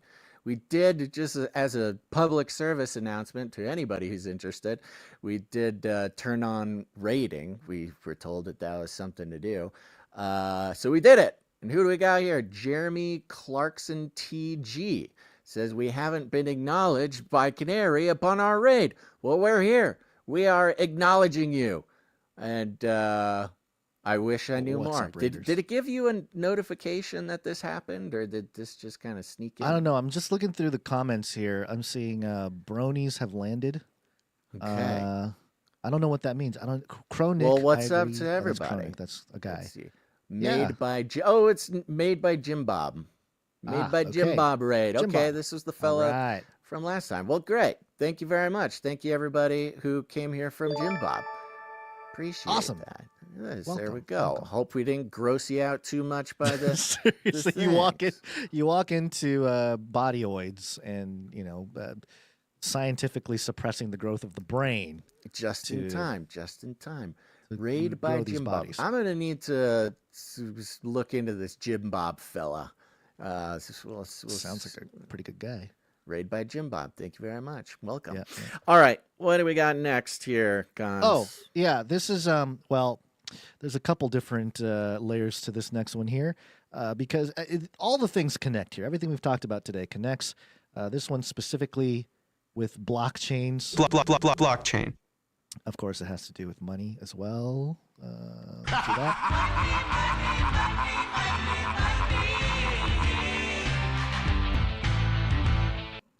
And DNA. Where's my DNA jingle? Here it is. 'Cause I'm DNA. This is Coindesk.com and their headline here. SEI Foundation, that's SEI, S-E-I, Foundation explores buying 23andMe to put genetic data on blockchain. Basil, Woo! I talked about this years ago, and I'm not This the has only been one, a obviously. constant. But yes, everyone's sick of me talking about blockchain and crypto and all that kind of stuff. But hey, you know what? It was on the horizon. I saw it, and a lot of people are building stuff on it now, and we've gotten to the point where a big foundation, SEI Foundation, exploring to buy it. Let's see what it says here. It And you says, might feel like you're having a little bit of deja vu, folks, because yes, 23andMe already did get sold to China. Yes, we already caught them selling all of your genetic data. Yes, this is like the third time this has now happened, and unfortunately, 23andMe going bankrupt, and we'll see what happens. You could probably get a really good deal on like millions of people's genetic material if you're interested, if there's any takers out there. maybe the science lab over at MIT trying to grow bodyoids. That's a good set of data to have, to grow a whole bunch of human bodies. Yeah, I mean, you're going to need some DNA to grow the bodyoids in the first place. You're going to need genetic diversity because you can't test drugs. Can't just make white bodyoids. If you're just you cloning make all the bodyoids. If you're just cloning the same soulless, brainless white guy as a bodyoid, you're not going to get good tests. You need the genetic treasure trove like 23andMe so that you can duplicate millions of people who just wanted to know if they were, had African American DNA, or if they came from Germany or France, or they just wanted to know if their dad was their real dad. And now their DNA has been taken to grow homunculi without a brain and without a soul. And find them walking around. Lord help us. I told you things are going to get crazy. God has to replace everything. He's got to recede the heavens like a scroll. We need a new heaven and a new earth. There's a reason for that. We're messing everything up, folks. It's got to be bad enough that he can destroy the earth with fire. It's got to get bad enough where we're happy to have everything burn up. Yeah. Okay, so this is the SEI Foundation, the nonprofit development organization behind the Layer 1 blockchain. SEI, talk more about that in a second, is exploring the acquisition of bankrupt personal genomics company 23andMe and putting the genetic data of 15 million users on blockchain rails. The foundation announced the initiative in an X post on Thursday, calling the plan its, quote, boldest DeSci bet yet. DeSci, D-E-S-C-I, decentralized science, Basil. Yeah. We brought it up a couple years ago. I think we were talking about a little bit of that during the pandemic, that, post-pandemic, we're probably going to see a lot more of something like DeSci, decentralized science. The part of the benefits of destroying any trust and credibility in the scientific establishment was to pave the way for the technocratic, democratic, decentralized science sort of system. Which really, it's funny because what it really boils down to is venture capitalists and people with a lot of wealth being able to choose private corporations and companies, or private companies, to build the stuff instead of, one central authority of science, whether it's, whatever, the MITs or other universities or institutions. They can kind of go outside of that to develop things scientifically. So that, and this very is much, this is the DNA on the blockchain, one of the crazier things that you could have been talking about in 2017 or 18 or whatever. And now we're just, as is the case with every single event happening in history in front of our face, it's the things that we thought, oh, someday Someday there'll be all of our DNA on the blockchain. Someday, Canada and Mexico and Greenland and the United States will form together as the North American Union. Oh, someday they're going to use, force an injection upon the crowd in order to unify us into one mindless hive mind and depopulate. Oh, all these. Someday is now, folks. Someday has been happening for the past few years. And this one, this is the official announcement of the someday DNA on the blockchain. And, this is part of the give and take with blockchains because they are public. They're public ledgers. That's all they are. They're just public ledgers. And so it creates a level of transparency, trust, and immutability that you can't change the data. Some company can't change the data behind the scenes. Well, listen to this. It says here, if the acquisition proceeds, the Say Foundation, it says Foundation, but I think it's Foundation, plans to integrate 23andMe's data onto its blockchain and give users ownership of their genetic data, ensuring privacy through encrypted transfers and allowing individuals to decide how their data is monetized. And again, this is the world we're going into anyway. Any kind of genetic or scientific or any personal or private information, it's all going to be on the blockchain. But you get to control the keys to that data, and it's the idea, right? And right, that's the promise. That's the marketing anyway. Any one of these grand visions have yet to deliver on the promise that sounds so nice and so good. And most of these blockchains, layer one blockchains, it's on a scale, obviously, but they're not as decentralized as people would like to believe. And so, if the foundation or somebody at the head, they can turn stuff off. It's the exact same thing as 23andMe being oh, we won't sell your genetic data. Don't worry, we won't sell it to advertisers who can pinpoint your genetic weaknesses and use that against you, and use your predispositions to addiction to steer you towards a profitable ad set, whatever. They make lots of great promises. It says, quote, "This isn't just about saving a company, it's about building a future where your most personal data remains yours to control," the foundation said. Numerous state attorneys general have warned 23andMe customers to delete their data from the platform in recent days since the company's bankruptcy filing. Say, the native token of the network, climbed as much as 3% following the news before giving back some gains. You degenerates out there trying to make a buck or two on this news. So one of the things to point out here, and this is not mentioned in the article, but this is just some information. The Say Foundation, so Say, S-E-I, there's a lot of blockchains out there. You got Bitcoin is the biggest one, obviously. Everyone knows about Bitcoin. Everyone knows kind of about Ethereum. Ethereum is the first one that did smart contracts, and you can do a lot more than just financial transactions like Bitcoin. Well, there's a whole bunch of other blockchains. Say is one of those blockchains, and they are based in San Francisco, I believe. And let's see, I had some information about them. Yes, they're based in San Francisco, started by Jeffrey Feng and Jayendra Jog, and they serve as CEOs of Say Labs. It's the organization behind the Say Network. And they include, like the people on their team include experienced professionals from companies such as Robinhood, Databricks, Airbnb, and Goldman Sachs. It's all the same crew. Always man. Good when you got the same crew, especially Goldman Sachs. When you get a Goldman Sachs guy in there, you gotta have a banker. Gotta have a banker for your genetic data going on the blockchain. But yeah, San Francisco. And here's the thing: when I heard about Say, and I just made assumptions, right? Of course, everyone has a first impression. I thought it was a blockchain that was being made in Asia somewhere, because the memes that associated with the blockchain were based on a very nostalgic anime for me, which is Dragon Ball. I grew up, reading the Dragon Ball cartoons in Japanese and everything.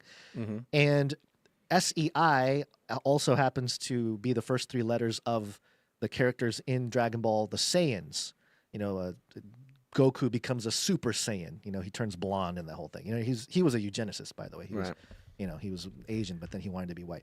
So racist. The racist, I know, the whole thing. So there was a whole bunch of NFTs and this collection. And there was a whole Saiyan meme thing going on with the Say blockchain.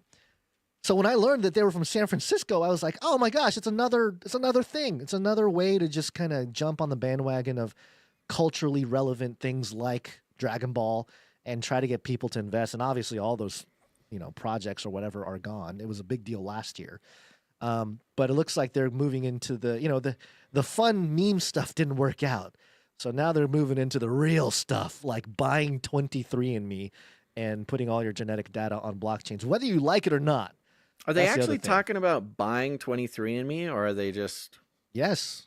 is exploring the acquisition of bankrupt personal genomics company 23andMe? Yeah, they are going to buy it. Huh? Yeah, they're going to buy them. What's the price? Should we buy it? Should Can't be that much. I mean, the company has been sold like 2 or 3 times now, or at least maybe I'm thinking of the data.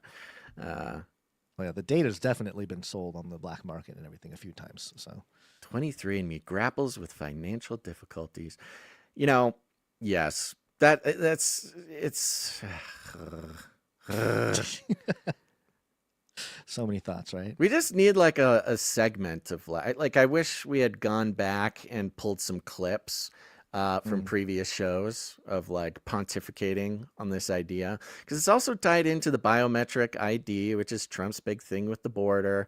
It's the AI, it's Doge, it's locking in with Doge. It's like you got to remember when you say, oh, it's the same guys, it's these tech guys, it's the same tech / bankers who are involved in this like elite, almost a demigod level of economics in the sort of grotesque occult system that we're living in, that are simultaneously dealing with bringing us technologically into the future, personally with our DNA onto the blah, blah, blah, blah, blah.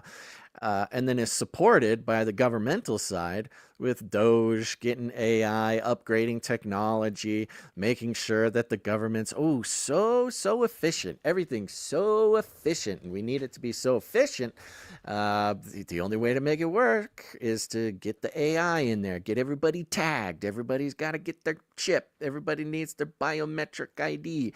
Oh, don't worry, there won't be any more lines at the DMV because we'll have your DNA on the blockchain. You can scan your little chip when you walk into the DMV, and then bada boom, bada bang, you won't even see a human being. The AI will put you on a little conveyor belt, wash you down, hose you off, and stick you out the other side, and you got a driver's license. And it's all surrounding the same exact ideological. It's weird. It's like a combination between this ideological realm, the sort of invisible realm of ideas, but also the quite physical, real realm of like digital technology, which kind of parallels this spiritual world at the same time, but sort of bridges it into real life. I mean, at the rate things are going, by the time Trump's running for his 3rd term in 2028, Right, he joked about that. the system will just be in place. Like this isn't a far off thing anymore. He told Christians that we won't have to vote again. Remember that? He's like, you won't have to vote again. Last time, vote for me. Right. So yeah, maybe he knows. Maybe Rob, years, who is I think one of the Raider guys, says it's funny how the fake conservatives are the ones ushering technocracy. Yeah, I mean that's kind of the thing. And it probably couldn't nor wouldn't be happening without the big tech support of Trump, the alliance between Trump, who is a technocrat, by the way. I mean, he has sort of revealed himself. There's always the history of Trump's grandfather or Trump's uncle or whatever getting Nikola Tesla's IP, Papers, and then yep. And he comes from this spiritual lineage, if not literal genetic lineage of technocrats, and his geopolitics line up with the North American Union, the Technate from 1929, not to mention the weird time-traveling novels of Baron Trump Right. in the last Yeah, president. and Del Shaw's strange paintings from 100 years ago is showing airships that say Yes. Trump across them. You know, the old UFOs before UFOs. Precisely. Yeah, he's got a right. lot of lore. He's got a lot of mythology and lore that makes you wonder what's really going on for sure. And I'm But- not saying that Trump is the Antichrist, but he sure has some interesting connections that one could, start putting some puzzle pieces together. Whether or not he is the or a Antichrist, it doesn't really matter on the sort of labeling of things.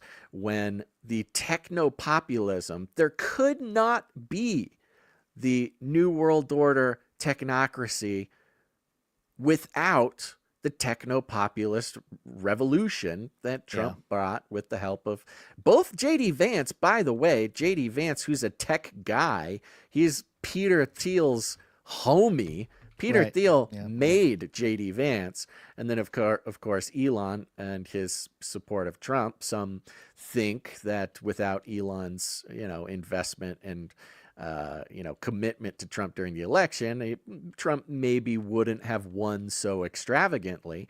Either way, the people that we've been, I don't even know the right word for it, sort of uncovering or keeping our eye on or mocking or theorizing in the most like ludicrous ways. Every ludicrous theory that anybody's ever had with these tech bros has not only just come true, but could not have resulted in the world we have today without them. And it's just not gonna stop. 2027, World War III starts. 2028, you got to upload your brain to the computer, or else that's it. Yep. And I will say this: it's I don't know. There's a part of me that wonders if Trump himself was a little bit duped by the big move with BlackRock getting into Bitcoin and Trump using Bitcoin to, I mean, election wise, it makes sense. It's like there's a lot of people that were not politicized into a particular party to vote for, but they were ripe for that. The same way a lot of truther types were ripe for a Trump vote in 2016. They were all like independent researchers looking for truth, and all of a sudden they all became Trump supporters because Trump started talking about those topics, similar with Bitcoin and crypto. And I say that because, just as a mention, BlackRock CEO warns dollar could lose reserve status to Bitcoin, which is a sentiment that a lot of Bitcoiners, especially the early on Bitcoiners, the anarchists, the libertarian types, were saying, hey, Bitcoin can help restore a proper monetary system in our world because the US dollar is fiat and it is not very, very good as a world reserve asset. We should return it to gold or something like Bitcoin, which is more robust. Well, it's one thing when the libertarian, wackadoo tech guy from 2013 is saying it, or an anarchist or something. But it's another thing when $11 trillion asset manager Larry Fink is out here saying it. People are taking notice. So the guy who owns your house, the guy who owns everything, pretty much around the world.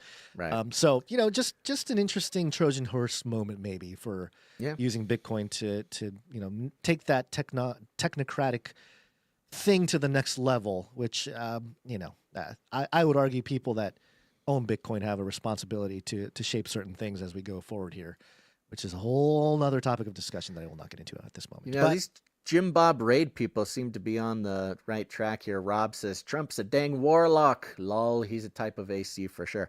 Yeah, no, I mean, he is for sure a very powerful chaos magician. At least if you are going by the comments of Church of Satan. the Church of Satan, Queen Witch herself, Marina Abramovich, who on several occasions has talked about how Donald Trump is the very powerful chaos magician that everybody needs, who's, so powerful he doesn't even, he might not even understand it. Maybe he does, maybe he doesn't. But we couldn't move into the new age, or shall I say the golden age, without Trump. Not to mention his penchant for collecting magical artifacts and trading them with other wizards, which seems to be a very popular pastime for him. Hey, where's our golden age, Trump? Come on. What's golden right now? Nothing is golden right now, man. Everything's falling apart. Okay. It's covered in Bitcoin, guns. Let's take a second and thank some producers of the show, because we're on the value for value model, which means we don't take any money from corporations, commies, cartels, governments, NGOs, even Elon Musk. He's never produced the show. What are we supposed to do? How are we even here? I don't know. Well, the fact is we don't participate in the corporate incentive of advertising, where corporations, they want you to, well, they don't want you to be human. They want you to be a product, where people who have shows can collect as much of your trust and attention as they possibly can, bundle it up, and sell it to corporations for their own personal gain. That puts your worth at about a thousandth of a penny per person. Well, not here. To us, you're priceless, baby. We can't put a price on you. Only you can do that. If you get any value from what we do here, whether it's the pontification, the edification, whatever. It might not even be us. Might just be the community, your friends, your wife, the Canary Cry people. We have had some Canary Cry weddings. I don't know if those weren't specifically at a sort of Canary Cry breeding event.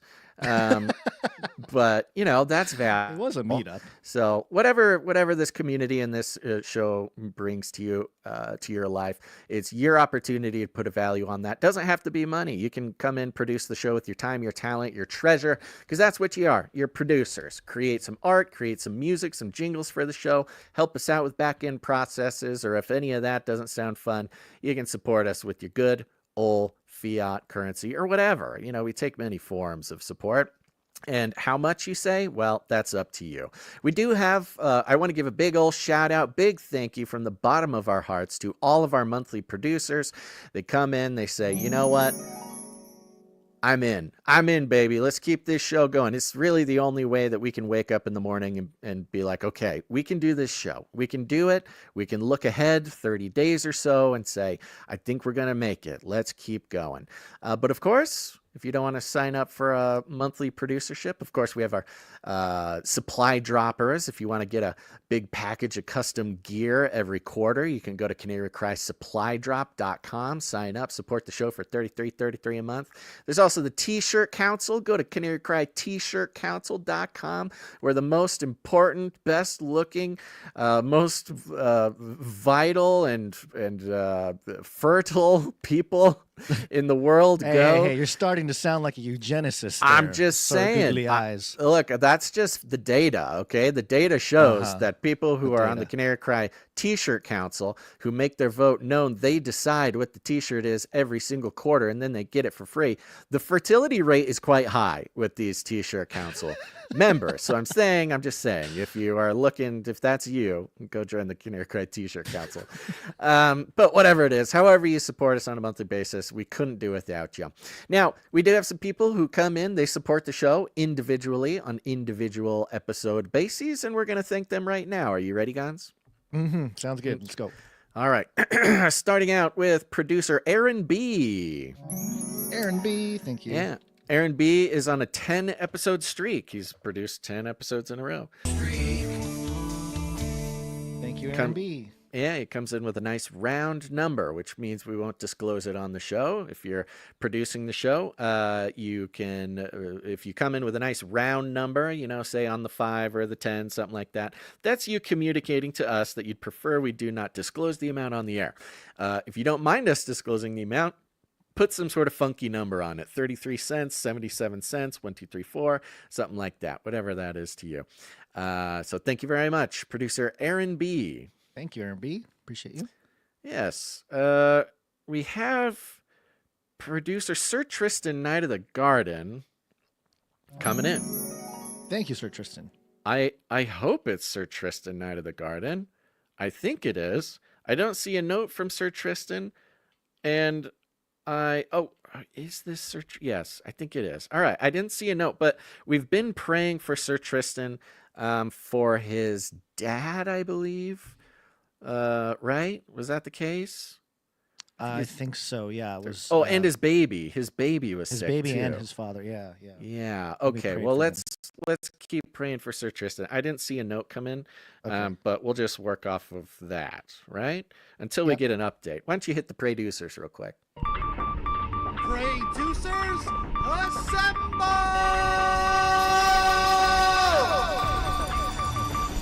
That's right. Just another way to produce the show. Participation, taking action. This is 2025, baby. This is not a time to just simply absorb. It is time to participate in one way or another. And one way is to pray. Produce the show. Spiritually producing the show is very important.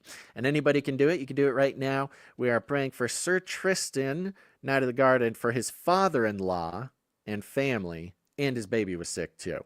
So I haven't gotten an update on that, but I'm just going off of previous requests. So we're praying for you, Sir Tristan, and your baby, and your whole family. God bless you. Thank you for the support. Yep. Thank you very much. We'll be praying for you.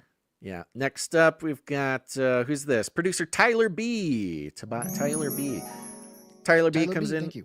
$7.77. 777. 777. Thank you. Pocket full of sevens. He says, love you guys. Thank you for all you do. Thank you. Love you for all Thank you. you do, Tyler. Thank Appreciate you. it, Tyler. Short list today, but on the end of this list, we do have Cage Rattler Coffee. Hey, there we go. That's right.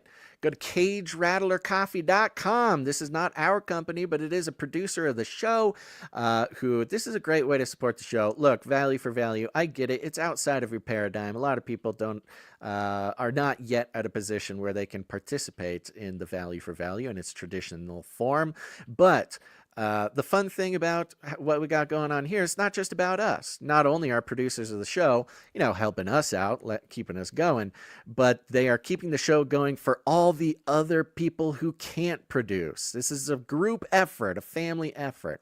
Well, Cage Rattler Coffee is on the same thing here. Some of the best coffee in the world. At least that's what I've been told. We get comments on this all the time. If you got to buy coffee anyways, you're going to be buying coffee. Okay. I don't want to hear it. You might as well buy it from Canary or Cage Rattler Coffee, run by a producer of the show, roasted by a Canarian, loved by Canarians everywhere. You got your Nephilim Hunter Dark Roast. You got your Emu Wrangler Medium Roast. Yeah, this stuff is from all over the place, okay? Nicaragua, Congo, Peru. You can pick your country. How often do you pick a country? Just for any reason at all? Maybe you're starting a new, I don't know, you're playing Risk. You're picking your starting out countries. That's always fun.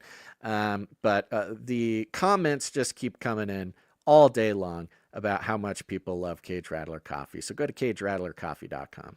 Mm-hmm.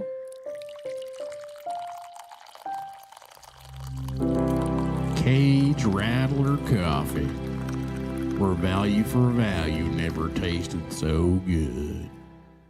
Dang, we got like 2 or 3. Oh, look at this. 337 just texted. 337 texted the Canary Cry text message alert system. Says, my wife bought a cup of gas station coffee. She said, it's not bad. Terrible. Never again. We already went through 3 pounds of Congolese Nephilim Hunter Dark Roast. We'll be buying more. There you go. See? Hey, thank you for the support of the show. A portion, of course, of every Cage Rattler coffee sale goes to support the show and support Canarians. It's the parallel economy, folks. Do you have a business out there? Do you want to jump in and start breaking away from the dark beast system, abysmal whirlwind that is meant to keep everybody down? Well, make something for us, and then people will jump in there. Does it sound like I'm stalling? It's just a little bit, little bit stalling, because I'm just trying to find these other great comments in the text message alert system. I love it, but so many texts come in, it's hard to find. Anyways, just take my word for it. There's like 6 text messages of people talking about how great CageRattlerCoffee.com is. So go do that. Excellent. Sorry. Keep them coming. I thought I could pull it off, but I couldn't. All right, that concludes the list of financial producers who came in to support this show. Thank you very much. We had a few people come in who are keeping their streaks going. I am counting them. Your streaks are climbing. They came in under the $7.77 amount, which means that they do not get a note read on the air, but they are faithful and they are continuing to return value to the show. Appreciate that. Excellent. One last big shout out. I'll just give a big shout out to the Canary Cry text message alert system. Do this now. Text the word Canary to 877-740-3226. Look, we've lost now 3 YouTube channels, lost over 250,000 followers. It's very, very tough to stay in touch with the show. Your notifications probably won't come. Hit subscribe, turn on notifications just go through the motions. But inevitably, you will secretly get unsubscribed from the show, and that'll be very sad. But it won't matter because you're on the Canary Cry text message alert system. Even if you're just a podcast listener and not a live viewer, you should do this also because here's the fun part. This is the part everybody really likes, is that you can text that number back. You can text it day or night. I read them all. I enjoy them all. And, you can keep an ear out for your area code. People are finding each other based on the area codes that I read out when I read some of these messages. And that's just a fun game. There should be like a Canary Cry area code bingo type of thing because they're all here, baby. They're all here. They just keep coming in. 615 says, hey guys, how are you? Can you just talk about crypto in value for value? You want to just talk about crypto, Guns? Look at that. People just want to talk about crypto now. 406 says, Canary Cry Conversations is my nomination for the name of the Thursday show. Canary Cry Conversation. I had considered Canary Cry Conversation. 612 says, shout out to the 612-651-952-763, 320, and 507. Be the Light, Minnesota. Okay, that's a big shout out to, I guess, all the Minnesota area codes. Minnesotans. 502 says, Canary Cry is live. My heart is full. God bless. See, could be you folks. Text the word Canary to 877-740-3226.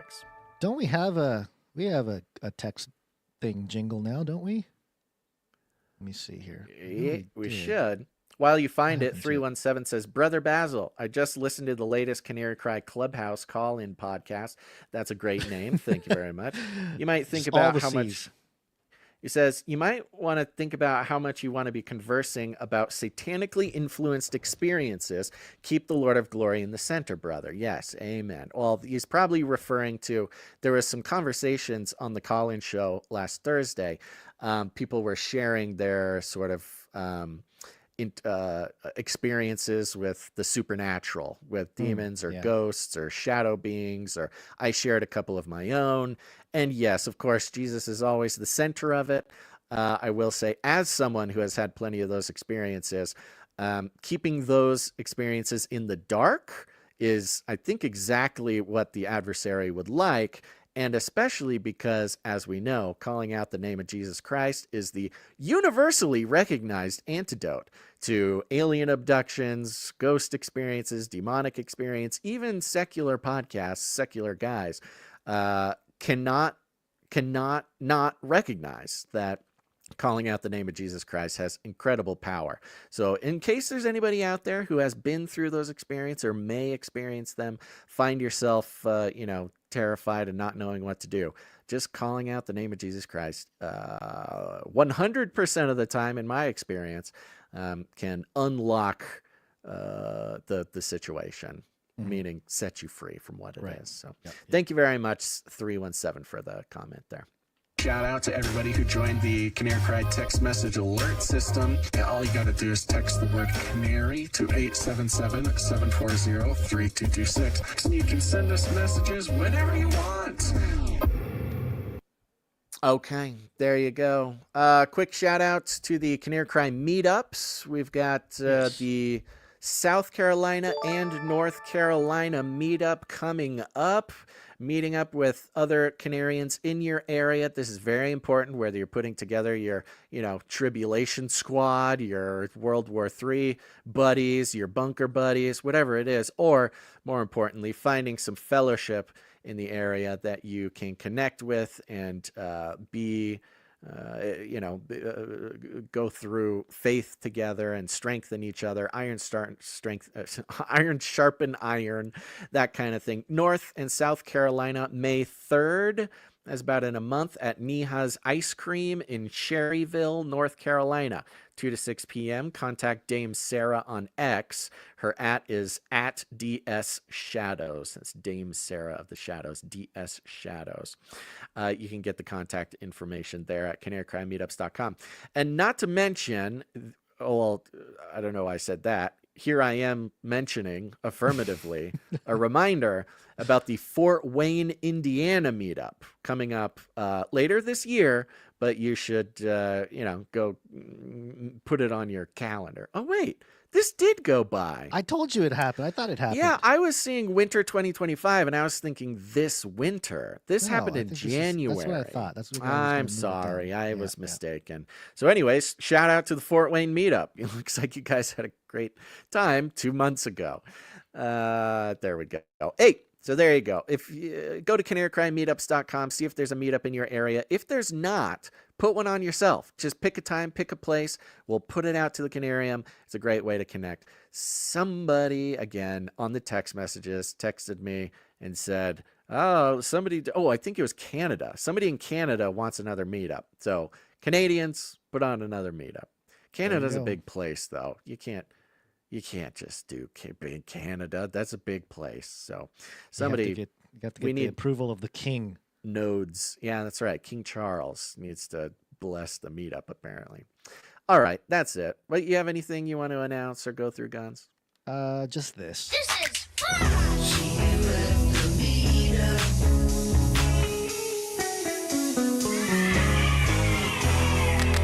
Free to Sing Psalms is asking for a Michigan meetup. Anybody in Michigan? We need a meetup. Thank you, Free to Sing Psalms. All right, let's got a couple more stories to tackle here. Epstein didn't kill himself. Just an update here. This is LAD Bible. Oh yeah, this is weird. Mirrored on the UK Yahoo page. It says here, Prince Andrew's accuser, Virginia Giuffre, given 4 days to live. And the header image is Virginia Giuffre. Wow, that she is black eye. Look, she looks banged very up. Virginia Giuffre, a victim of sex trafficking at the hands of notorious predator Jeffrey Epstein, has shared a harrowing photo of herself in a hospital bed as she says she has just days left to live. Formerly known as Virginia Roberts, the mother of 3 asked to see her children one last time before taking to Instagram to write a heart-wrenching post. Posting on the social media app, the 41-year-old wrote, quote, "They've given me 4 days to live, transferring me to a specialist hospital in urology. This year has been the worst start to a new year, but I won't bore anyone with the details." Well, getting hit by a bus is a pretty bad detail. Yeah, but I think it's important to note that when a school bus driver comes at you driving 110 kilometers per hour, as we were slowing down for a turn, that no matter what your car is made of, it might as well be a tin can. Okay. End quote. So this was definitely an attempt to take her out, right? It sounds like it. The American said that she was ready to go as long as she could see her children again, and thanked followers for being a part of her life and support network during her very public campaign against Epstein and Ghislaine Maxwell, as well as Prince Andrew. So, yeah, the internet is digging right now. I saw people, find out who the bus driver was, what bus, where is it from?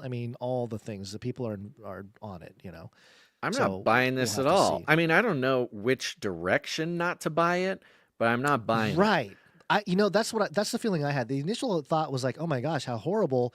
Who's the perpetrator? Let's find out. But then I also thought, going back to the principles, some of the principles we talk about on this show, which is that everything's a stage. And I'm not even saying that she isn't hurt or she's, we'll see what happens in a few days, I guess. And prayers out to her if she's really hurt. I don't want anybody to be hurt. But also, yeah, to what level, and is this an opportunity for some kind of, or bringing this conversation, keeping herself in the media? I don't know. There's all kinds of other Well, thoughts that a came into couple my of mind. things. But yeah, go A ahead. couple of things. Number one, getting hit by a bus. That's crazy. A bus going 110 kilometers. Like this That's obviously crazy. sounds Yeah. like one could A very scene out of easily, Speed. yes, one could very easily theorize that this is a purposeful attempt on her life for being one of the primary vectors by which, Epstein, Ghislaine, Prince Andrew, the royal family, any number of people, in fact, maybe an entire network of global predatory class, child abusers. There's any number of perpetrators that could set something like this up. But also kind of interesting. She's posting Instagram from the bed where she's dying in 4 days. I don't know much about, it's not typical. I'll say that is not a typical situation to be in where you are sort of Yeah, you healthy got enough to be be on posting on social Instagram. media, right? But then you're gonna Yeah. die in 4 days. Yeah. Look, I'm just playing. I'm processing out loud here. Maybe an interesting way to very publicly, at least in your legal entity, be declared deceased. True. Yeah, that's Maybe. another opportunity. I mean, Yeah. she's never gonna get away from the predator class who wants revenge on her. That's never gonna stop. Right. So maybe a very public passing, Yeah. and then I mean, you're free to do whatever you want to do after that. if you're talking about this, because people talk about this war happening between the black hats and the white hats, but they're all sort of intelligence class or whatever, elite class, but they're all Yeah. fighting amongst each other. These types of tactics would not go, it wouldn't be going to, or maybe some kind of plan was unleashed, because she got hurt. Like, oh, this is an opportunity to maybe, It's kind of you could almost categorize it like, getting Epsteined was like a reverse Epstein. It's like a reverse Epstein or something or whatever. I mean, who knows? Maybe Epstein isn't actually dead and he's off doing something. This would be, yes, her opportunity to very publicly pass away and then go off and do something else. I don't know, but I could see how somebody, if I was trying to, well, I'll say this. If I got hit by a bus and was posting it on social media, I would be pretty aware that I would be inviting all sorts of theories as to what might be going on. It does invite speculation. Yeah, of course. But, I don't know. If you're somebody of this caliber in a case this big, and the last sort of Epstein news was the release of the documents, which was a big dud. Yeah. I can see how, to try to regain some sentiment, or I don't know. I don't want to speculate too much because we don't know, but it is interesting. It's another one of those things that it definitely fired me up at first. You know what I mean? Yeah. Like I had that initial reaction of like, who did this? Well, how could you do this kind of thing? But of course, you step back a moment and you think like, okay, wait a minute. What is really going on here? I don't know this person personally. I don't know anything about really her social media or at least her Instagram account. Mm-hmm. But also, yeah, you're right. I mean, if you get hit by a bus and you got told you got 4 days to live, somebody else has taken that picture of me in the bed. It's not a selfie or something. It looks like a selfie. I don't know. Yeah, I just don't know what medically would allow you to only have 4 days to live, but also have the wherewithal and the, I don't know, physical ability or the mental capacity to do. I mean, urology. So maybe it's like some internal bleeding or an infection or something, or yeah. I don't know. Well, keep an eye on God the story. bless her. and Pray for Virginia her health. Guthrie. Yeah, her family and stuff. Yeah, for sure. And if she's just trying to close the page on her legal identity as Virginia It's Guthrie entirely possible. and disappear, God Yeah, bless I her mean- there too. All the best to you. Would you be mad at her for doing that? Not at all. Gons, I That's what I'm think about saying. doing That's that what now. Gee. Nobody knows who you are on the internet. You're just googly-eyed crazy man yelling I know. about things. Got to have a plan B. It's always good to have a plan B, okay? I'm just being smart. Okay. Yeah. All right. What do you got? What's next? Nephilim update. Nephilim update. Nephilim update. We're going to play this clip from Newsmax here because it was supposed to be about the vast underground city with the pyramids. This anchor here, I don't know who this anchor guy is on Newsmax, which Newsmax, cable at least, right? Cable news. Yeah. Right. So, and they've been kind of leaning conservative for a while here. But, we talked about the pyramid news last week and the sort of, I don't know, the after effect of this story has been very interesting to watch. Some of even our colleagues getting some attention from the alt media. But here we have David Harris Jr. hopping on as a guest interview. I'm going to play part of this and I'll stop it kind of halfway through. But it was just interesting how this anchor is setting up this whole thing about pyramids and how it's not about aliens and it's this whole thing. But David Harris Jr. had some other things to discuss about this whole new discovery. All right, sometimes we get a little weird on Friday nights. Usually it's about aliens, not this time. On this Friday night, the pyramids, which have long been a mysterious topic, fascination of my own.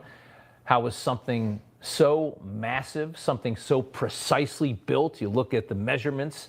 All of this was done thousands of years ago. How did it happen? How did they get these massive, massive stones to the top thousands of years ago? Well, this mystery just got a bit more bizarre. Italian and Scottish researchers, through the use of radar technology, now claim to have found a vast underground city, more than a mile beneath the surface of the earth, directly below the pyramids. They say they've discovered 8 vertical cylinder-shaped structures that are known as kind of shafts that go right down from the pyramids down into the ground, a mile, more than a mile. Images from inside one of Cairo's pyramids, just to show you here, just show how interesting it would be to have something like this. I mean, it's already amazing. And then the fact that it goes down that deep. How could anyone 4,000, 5,000 years ago have dug a mile into the ground to do something like this? And to host David Harris Jr. shares the fascination with the pyramids with me and joins us now to talk about this. I know you saw this story. We all saw it. I've been dying to talk to somebody about it. My mind wanders. I mean, you're talking thousands of years ago. We never could figure out how they even got those blocks to the top, right? And now we have this. What do you think this is? Yeah, it's very interesting, Rob. It's something that, only alludes to me as a person of faith. I believe in the Bible. In the Bible, it speaks of Nephilim. It talks about basically angels, fallen angels, that had came to Earth and then had procreated, had sex basically with humans, and they created these superhuman beings. And the story, the narrative that I'm aware of is that that's pretty much what led to the flood. And the reason for the flood was to wipe out this race of superhuman creatures, these beings. Those beings would be the type of things that could have built something like this. It's very, very interesting to me. I can't wait to find out what is down there. In the book of Enoch, it also talks about angels that actually had far-reaching experience and expertise on science and on engineering, and that they were giving these things to the Nephilim to be able to create stuff. So it's like this is a very, very kind of shaded, maybe kind of mysterious, if you will, part of the Bible that not a lot of people really dive into. Some definitely do. But that's what this alludes to me, Rob, is that if this all looks like something that obviously man couldn't have created on their own back then, there's got to be a reason for it. And there's already a lot of, conspiracy theorists that are like, this is the lost city of Atlantis, and this is something else, but I believe in creation, and I believe that the God that created the heavens and the earth, in his book, it outlines and talks about Nephilim that have the ability to do this stuff. So that's where I line up, but it is very fascinating. Yeah, just as good an explanation as anyone else can offer it. There you go. Wow. He asked him at the pyramids, and all he could talk about is Genesis 6 and the Nephilim, baby. There's nothing he said there had anything to do with the pyramids other than they could have been the ones that built it. What is this life that we are living, Gons? This is crazy. I mean, it's one thing to have all of alternative media suddenly be experts on the Nephilim. It's another thing to have it on cable news coming out. You know, it's crazy. This whole pyramid thing is, we've already gone through it. I went through it on the Collins show, this whole thing. This is a new part of it, though. Reporting a lost city, calling it a lost city. That's a new thing. So some message went out and everybody started calling it a lost city underneath the pyramids, which was not there in the original briefing, was not there in the original,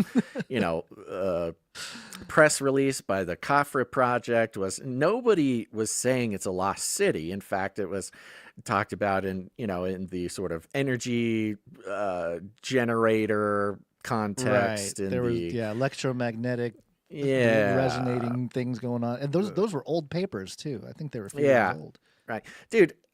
Along the same lines, our buddy Tim Alberino was just on Michael Knowles. He just went on Michael Knowles, which great. I'm so stoked for Tim to see him, getting on those shows. He's been doing a great job. He has a new book out, and I think who was it? Who tweeted about Cernovich? Was it Mike Cernovich? He was tweeting about Tim Alberino's book. I can't put this book down, which was Birthright. He's killing it, dude. Yeah, he went on. So he's had a long conversation with Michael Knowles about, pyramids, aliens, Nephilim, monoliths, like the whole thing. So this has gone from, the dark corners of fringe Christian podcasts in 2012 to being on the evening news on cable television. Absolutely insane. Now, of course, something is going on. I'm not buying any of it. Something is going on. Some psyop is at least being promoted, if not entirely created. I'm not saying the scans don't exist, although I went through the original paper released by the Khafre Project. It said nothing about the pillars and the coils beneath the pyramid. People have latched on. We now have this new term, the city, a lost city under the pyramid, which has been added into the equation. Something is up until Sir Darren brought to my attention our favorite PSYOP outlet, and there are many of them, and usually they are connected to American intelligence, CIA, FBI, and somehow have gained the trust and attention of the quote-unquote alternative media. Ooh, get the establishment out of, media, and now just fill alternative and independent media with establishment CIA guys. And of course, Sean Ryan being my favorite one to point out. Sean Ryan had already made communications. We know this based on the. Oops, sorry, I didn't mean to play the audio. No, that's okay. You can just, I don't know. So this is just a little preview. It's like a 10-minute video. We're not going to watch it, but start this little preview over. It'll just give you a little taste of what he got. All right, hold on. Let's see. People say that the pyramids. It's weapons fire. What makes you think that they've already made communications? We know this based on the descriptions in the Bible. How can you calculate all this? Who are we talking to on the moon? Who are we talking to on the moon? Wait, what? Yeah. So this guy goes off. I watched the whole thing. It's all stuff we already know. But, even Sean Ryan, ex-military, ex-CIA, he's getting leaks from, the Tesla bomber, the this, the that. Oh, Sean Ryan came out of nowhere overnight, instant 3 million followers. Oh, don't you love just how legit the alt media is? So the Pyramids fact- for sure. A wireless, what is it? Signal generator or something. Yeah. Okay. Yeah. So something's going on. I'm very skeptical now of the entire. I mean, I'm very, sure, maybe they did find something. They probably did. There probably is something. But the fact that it's getting pushed so hard, especially on obvious, psyop disseminators. Forget about Sean Ryan, the cable news outlet Newsmax, which, I call them, of course. We get weird on Fridays. PSYOP generators are everywhere, but specifically, as we've seen, the movement right now is to infiltrate the previously considered alternative news. Newsmax was alternative news. They're on cable, but, they were the anti-establishment, blah, blah, blah. And as we've seen, the mainstream media or the establishment or the whoever, pick whatever you want to call them, have gotten very good at getting the alternative and independent media to dance like a monkey whenever they want. So I don't know exactly what this pyramid thing is. Probably just to rile people up, send people, off in going down rabbit holes to, hide the fact that we're going to war with Iran or something like that. Right. But well, I've noticed that, mainstream thought of the masses and, these fringe ideas, topics used to be very far apart, but then with each iteration, they're becoming more and more together. The fringe topics are becoming mainstream. That's the observation that we've had over several years here. Right. But it all feels like it's leading to a disclosure, a releasing of a technology, something that it may be part of the conversation that we've had over, a foundational aspect of our conversation, which is Carl Teichard's, Game of Gods, the reenchantment of society, these types of topics where people are going to be latching onto mythology, ancient stuff, in a sense. Especially as believers. Right, especially believers. The fringe believers who have probably the highest probability of being able to be drawn away from, biblical truth and replace it with the great deception, meaning, look, the pyramids are a giant, energy, whatever. And it was built by the Nephilim. Wait a second. It's aliens. Oh, look, the aliens are here. They've received them. Oh, they're going to let us into the Galactic Federation. They seeded us with their genetics. And they built oh my gosh. Wow. We are so wrong about this, quaint Christianity thing. If even the elect are going to be deceived, it needs to happen in these sort of pretty obvious ladder steps. And it's focused on the sort of formerly considered fringe believers, because it has to be an anti-establishment movement. Much like we're seeing the UFO disclosure in the government completely controlled by the establishment.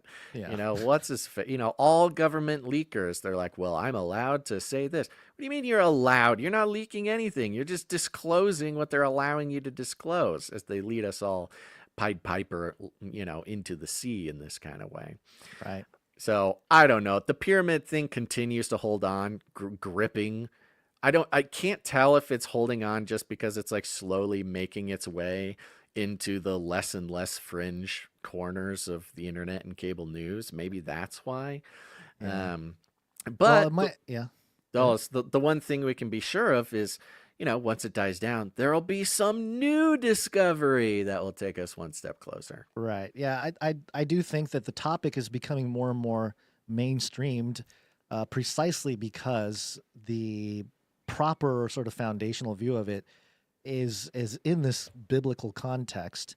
And once everybody's up to speed on the topic, then they can produce their own mythologies to answer those things. And it could, I think it's going to include, we talked about the Ark of the Covenant last week, artifacts, ancient biblical artifacts, the rediscoveries of these things will not just it'll re-verify people's faiths in a way, but it's done so in a way where you don't need faith anymore. The evidence is right there. It's right in front of you. So it's a very interesting way to get people to learn about it, but then eventually maybe lose faith in God if the psyop is strong enough, or so. just have just slightly knock it off course. Right, just right. Slightly, The trajectory, like yeah. it doesn't even have to be a total rejection of God or a total rejection of whatever, but just a slight, knocking it off course, because you get knocked off course 1 degree. In 100 eventually. miles, you're Yeah, 1,000 miles way off away. course. Yeah. What was I going to say? Oh, I forget. Oh, yes, you mentioned artifacts. We've been tracking and pointing out the trend of course, Donald Trump, his obsession with artifacts, whether it's old artifacts or the sort of imbuing of new artifacts with power and trading them in the economy of magical objects on the elite level. Putin's obsession with artifacts as well. It was the sinking of a ship that contained a Christian artifact that provided the Holy War perspective for Russia in the Ukraine war. People underestimate the sort of the importance of artifacts in these narratives because they're symbols, and symbols are very powerful in controlling the minds of people against whose minds are being wielded these artifacts. That might have been the most awkward way to say that, but you get the point. Stay watchful, everybody. Real quick, before we end the show, I do want to thank some producers for their art, if you don't mind, Basil. Yeah, a few seconds. Show me some art. There's many ways you can support the show, obviously, with your time, talent, and treasure. Your talent is very much welcomed here to help shape the culture around the community here at Canary Cry. And you can go to canarycry.art to submit artwork like Warrior of Yah did. Let me pull this up here. Warrior of Yah made a meme. This caught me off guard. This is a great Canary Cry meme. I suggest everybody, I put it on the social media posts for today. Just save this meme in your Canary Cry folder because it's especially brutal to me personally. I was going to say, it is actually very funny.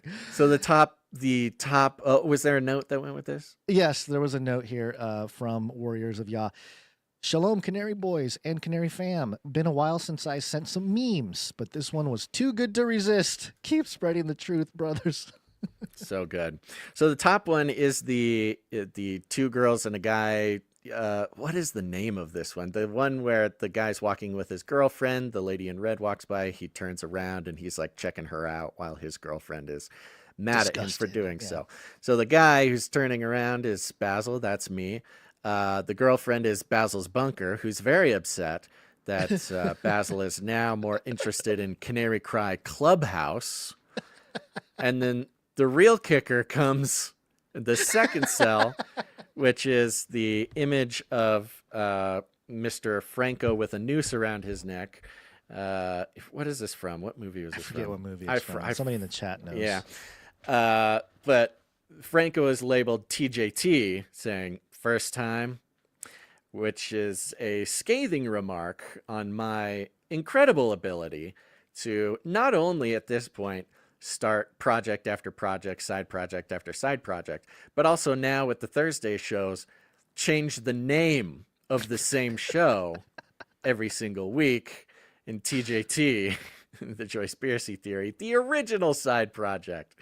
It says first time, and then the real kicker is in tiny little letters, which is the guy next to Franco, also with a noose around his neck, and it says Basil's love life. Yes, Basil's love life has often been supplanted by another side project, another podcast, another something or other. It's hard to describe these things in a effective way, but everybody should post this meme everywhere, so any Canarian who wants to see it can get it. Of course, it'll be in the show notes as well. Great. Thank you very much to Warriors of Yah. Great meme there. We also got something from IAnon. And IAnon says, I missed the time when you guys did the thumbnail art requests for the show, but I couldn't sleep, so here you go. This is good. I was actually going to say this is a great opportunity. You might want to put it into your pitch, Gons, because we do constantly need. You'll notice on our podcast thumbnails, we always have somebody's picture, some art that somebody has made of Gons and I as individuals, because the whole thing with podcast thumbnails is, you got to have pictures of your hosts on it. Well, we have dozens and dozens of pieces of art from people all around the world who has made pictures of Basil and Gons that we put on the thumbnail. And Ianon has done this one. This one's very fun. On the left, we've got Basil with a majestic, humongous ponytail just flying in the wind. Flowing in the Yes, wind. of course. I've got the VR headset with the googly eyes. In Viking attire, I've got a couple of Viking axes looking doing like a look over the shoulder thing, which is not easy to compose in drawings, but also looks very cool. And on the right side, we've got Samurai Guns. He's got his rice hat. He's got his, two katana, like Leonardo from TMNT. No, stop. The one is the katana. No, the other one is the sheath. No. Yeah. It is it's the sheath sure. for the katana. Sorry, not as cool as Leonardo from TMNT. I don't yes, need to. you've got Samurai Guns here. You would never dare to hold two swords. It's dishonorable. That's for manga, not for real samurai. Beautifully done. Thank you very much, Ianon. Thank you, Anon. Appreciate you. Last but not least, Sir Marty K, Night of the Wrong Timeline, comes in. I did not vet this. Did you vet this, Basil? This little video? No, but he claims that it doesn't have any bad words. He says, I saw your J.D. Vance propaganda tomfoolery in Greenland, so here's some propaganda back right at ya. 55 seconds. 5 seconds? Kid-friendly and audio only and TV-friendly, too, and everything in it is stuff I found on YouTube. Well, I guess Well, that... I don't know if that means anything, but let's give it a go. All right, here we go. Let's share this and play this. Oh, good. Nazi... Oh, you can't... Marty!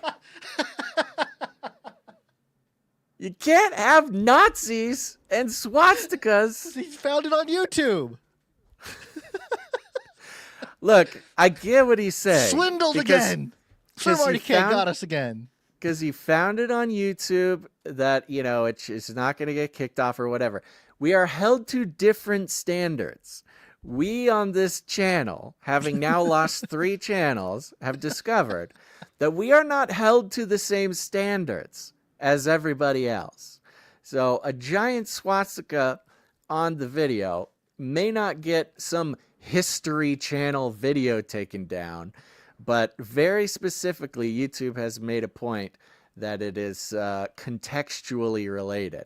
So, look, just go past the swastika. The AI is going to grab the swastika and get us for that. So Well, just it's go not past full. It's not a full swastika, so I guess there's that. It might not get it. Our message to Denmark is very simple. You have not done a good job by the people of Greenland. One thing I should like to say on this day, which may be memorable to others, in the course of my life, I have very often been a prophet and have usually been ridiculed for it. During every single day of the Trump administration, I will very simply put America first. During the time of my struggle for power, which only received my prophecies with laughter, when I said that I would one day take over the leadership of the state, and with it, that of the whole nation. From this day forward, our country will flourish and be respected again all over the world. Okay. Thank you very much, Sir Marty, for those who are listening. I think that was one of those AI translations of a Hitler speech. I'm assuming that's what it was. And comparing it to Trump. And in that, there was lots of different clips of different conservative figures doing what some could say looks like the Nazi salute. Interesting. I don't know who that other guy was who was doing like the heart to... This guy? Like the Elon move, the heart. Eduardo I wonder if more...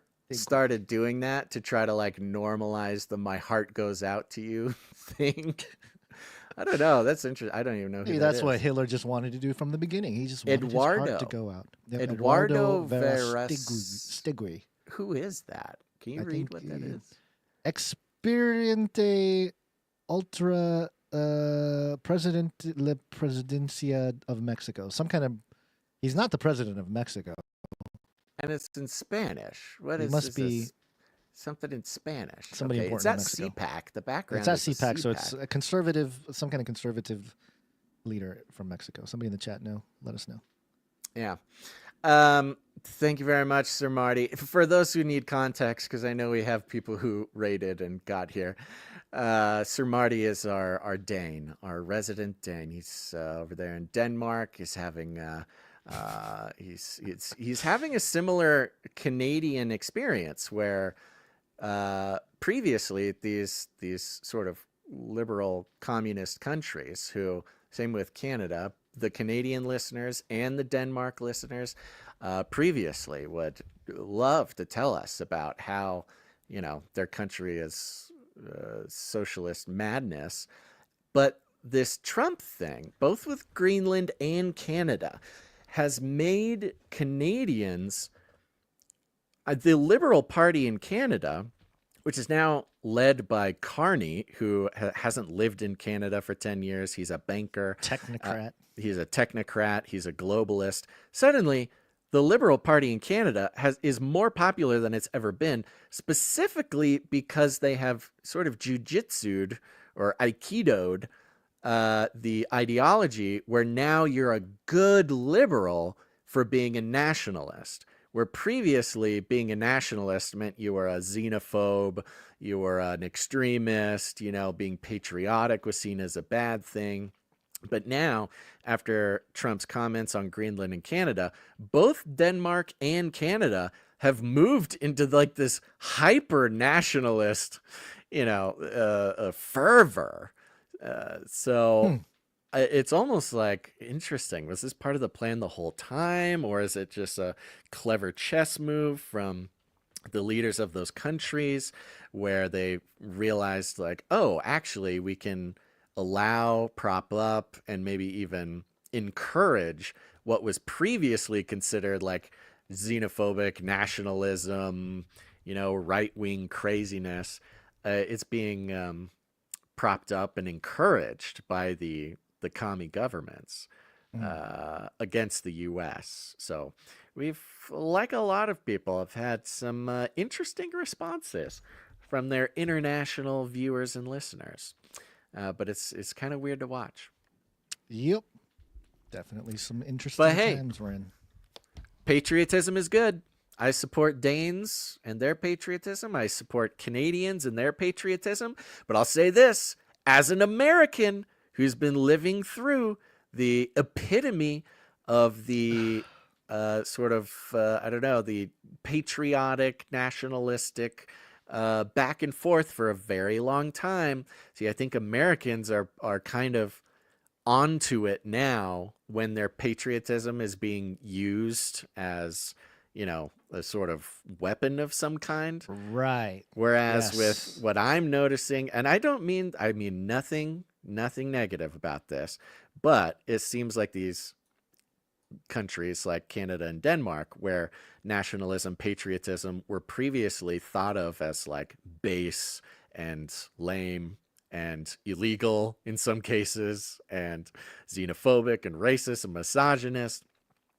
Now seeing that supported and allowed, I could imagine a world in which a population who is not so used to having their patriotism manipulated like we have, especially since, you know, 9/11, those types of things, that's you could kind of lose sight of the potential there. So I encourage Canadians and Danes to be patriotic, support your nation, but keep an eye out for who's pulling your strings, because that'll tell you a lot. Who's benefiting from your patriotism?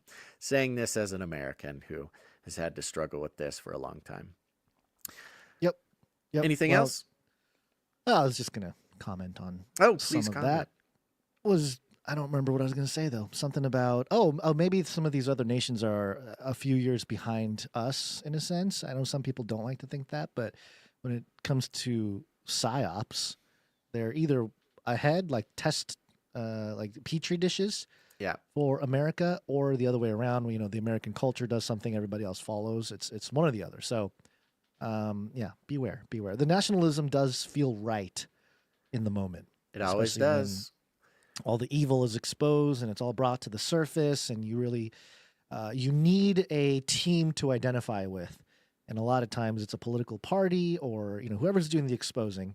But therein lies the trap, right? You get too far into that, and then all of a sudden you're supporting digital IDs and your DNA on a blockchain, whatever it is that you're being called into supporting, and you don't even realize it. So that's the kind of thing we're trying to stay aware of, stay ahead of, so we're not, happens all the time. Yeah, we're not It's very blindsided dangerous. by some agenda that we didn't see coming. So. Well, and especially, I could see it the opportunity to express patriotism and nationalism as particularly intoxicating in a place like Canada, Denmark, the rest of Europe, where, it had been so stifled. Not even just stifled, but like prosecuted. Not even just persecuted, prosecuted. People like going to jail for being patriots. I mean, talk about the trucker protest and the this and the that. Suddenly, the Liberal government in Canada, the one who called the trucker protests terrorism, and waving the Canadian flag as like an act of extremism. Suddenly, they're the ones who are now wielding the patriotism for their own purposes. Right. So. Yeah. Yeah, and keep an eye on everything else, because we didn't bring it to the show today, but the Vatican came out with this huge document talking about AI. Did you see that, Basil? No. They gave their whole thing, and basically it was like, yeah, AI is good. And there were some agreeable things that they said, like AI is human created, and therefore, you're never going to have non-human influence of AI. So it's our duty to make sure that AI reflects our best qualities and supports humanity and all that kind of stuff. But it was, you read it and it's very humanistic. It's less about spirit. They'll mention God here and there, but it's a lot less spiritual. It's more humanistic, literally, to suggest that,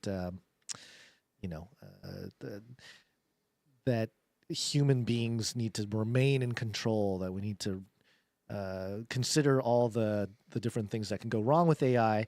And one of the big things that they pointed out was how AI is drawing meaning. They're very specific. Turning it to AI for meaning is a new form of idolatry. So they pointed that out. Human hearts, not algorithms, is where true wisdom and moral responsibilities reside. AI should assist humanity in cultivating wisdom, love, solidarity, and a relationship with God, which, again, agreeable points. But ultimately, they're not saying that. They're leaving out a lot of the eschatological aspects or warnings. It's more like, yeah, you can use it, but just make sure, keep your distance, make sure to maintain human dignity. Don't support anything that's bad for humans or whatever, but no mention of how it can relate to Revelation 13 and the image of the beast and all that kind of stuff. Yeah, it's also the alignment issue. There's a lot of worries about aligning AI with humanity, but not a whole lot of talk about aligning AI with God. Yep. I don't even know who or how you would have that conversation, but who knows? Silicon Valley, apparently Christianity is the new religion. The new of religion, Silicon right? Valley. That's right. Yeah. So, okay. All That's right. it. Beautiful. Well, thank you done so much, everybody who tuned in for the live show here. Big shout out to all the podcast listeners, and a big old shout out to everybody who joined the Canary Cry text message alert system by taking out their phone, texting just the word Canary to 877-740-3226. You'll get an alert just before every show goes live, and you can text us whenever you want. 616 just texted. I don't know if they meant to text us, but 616 texted, I'm excited to try some of these new skills in PvP, but you have to obtain such a bunch of the components. The merchant in the Scholarium sells a bunch, but the rest come from elsewhere. You'll need 550k to buy all the ones from the merchant at 50k apiece, but on alternate characters, they are only 10k apiece, and you only have to start the quest to access scribing on alts. Thank you very much, 616. I hope this message sounds like they're on some kind of quest. Yeah, on, it's on some game. Some game, yeah, some Elder Scrolls or something. I hope they hear this and realize that the person who's really waiting for all this info on how to access scribing on their alternative characters, who need to know how much it costs to gain that skill in the skill tree. I hope they realize this and send it to the right person, because somebody really needs some instruction here. But thank you, 616. And y'all, just do it. Text the word Canary to 877-740-3226. 352 said, I'll be voting for you guys for whatever you're nominated for at the Podfather Awards. Tell Bro Rogan I said hi.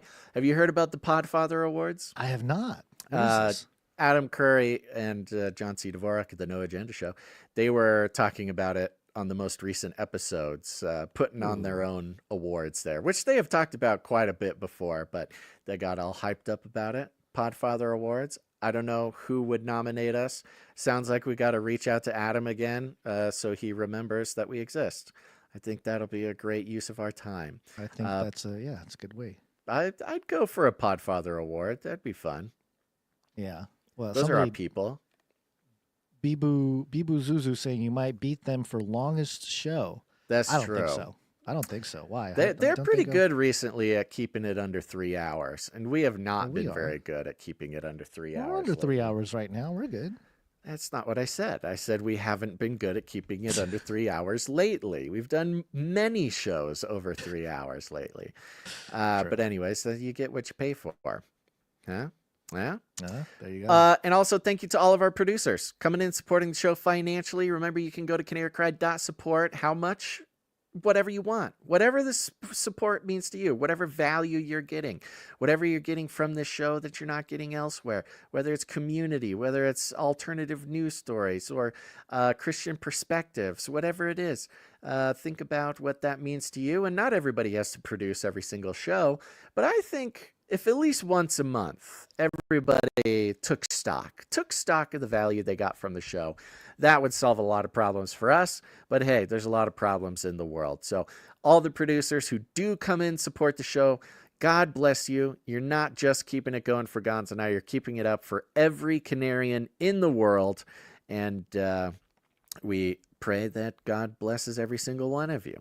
And not just the current producers, but we pray God blesses each one of you potential producers to put you in a position where you feel called to support something so it doesn't have to rely on corporate influence, because that is what has got us in this problem in the world in the first place. But we got some people who came in. Thank you for those who came in with their art.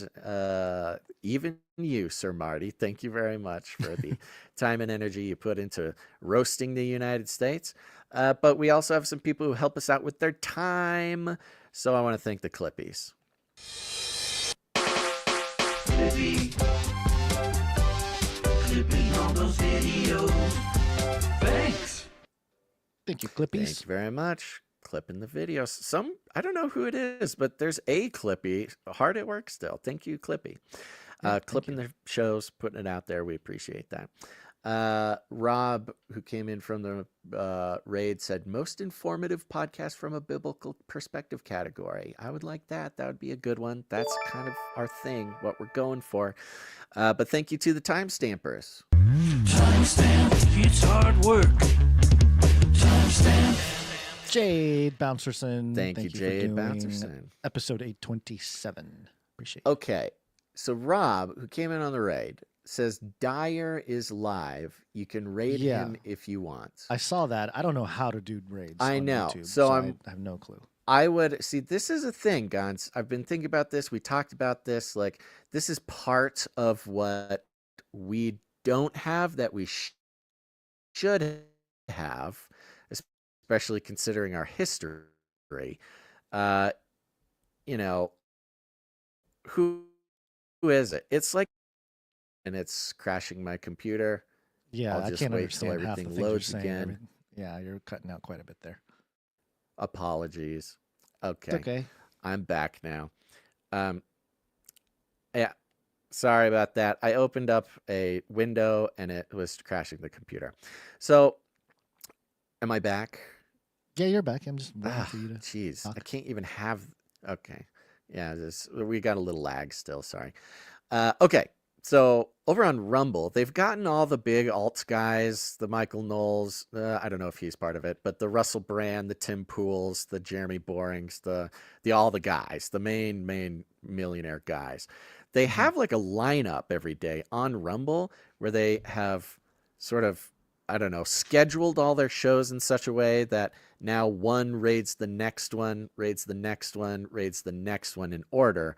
And so they're getting like the biggest streams in the world at They're their creating time. the hive mind. They're doing, one brain at a this time. is a generative process, and there's no reason why there shouldn't be like a Christian version of that, like a fringy Christian version. Now, we need to sort of get in contact with other guys who are doing similar stuff.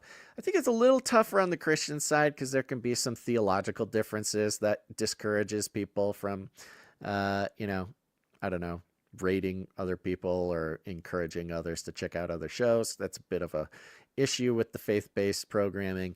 But I wouldn't mind rating Jay Dyer if we knew how. Do you see like on the YouTube? Is there like a button? I'm not even in the YouTube right You're now. not even. Yeah. I know. Well, I opened the YouTube and it just crashed the computer. So. Okay. Yeah, Rob says, yeah, true. Dyer's pretty dogmatic. Still like him though. We've had Jay on the show. We've had him on the show a couple times. I think he does great work. I think he's a funny guy. He's a cool guy. If I knew how to rate him, I would do that. If somebody gives me some pretty detailed instructions in like the next 60 seconds, I'd be happy to do that.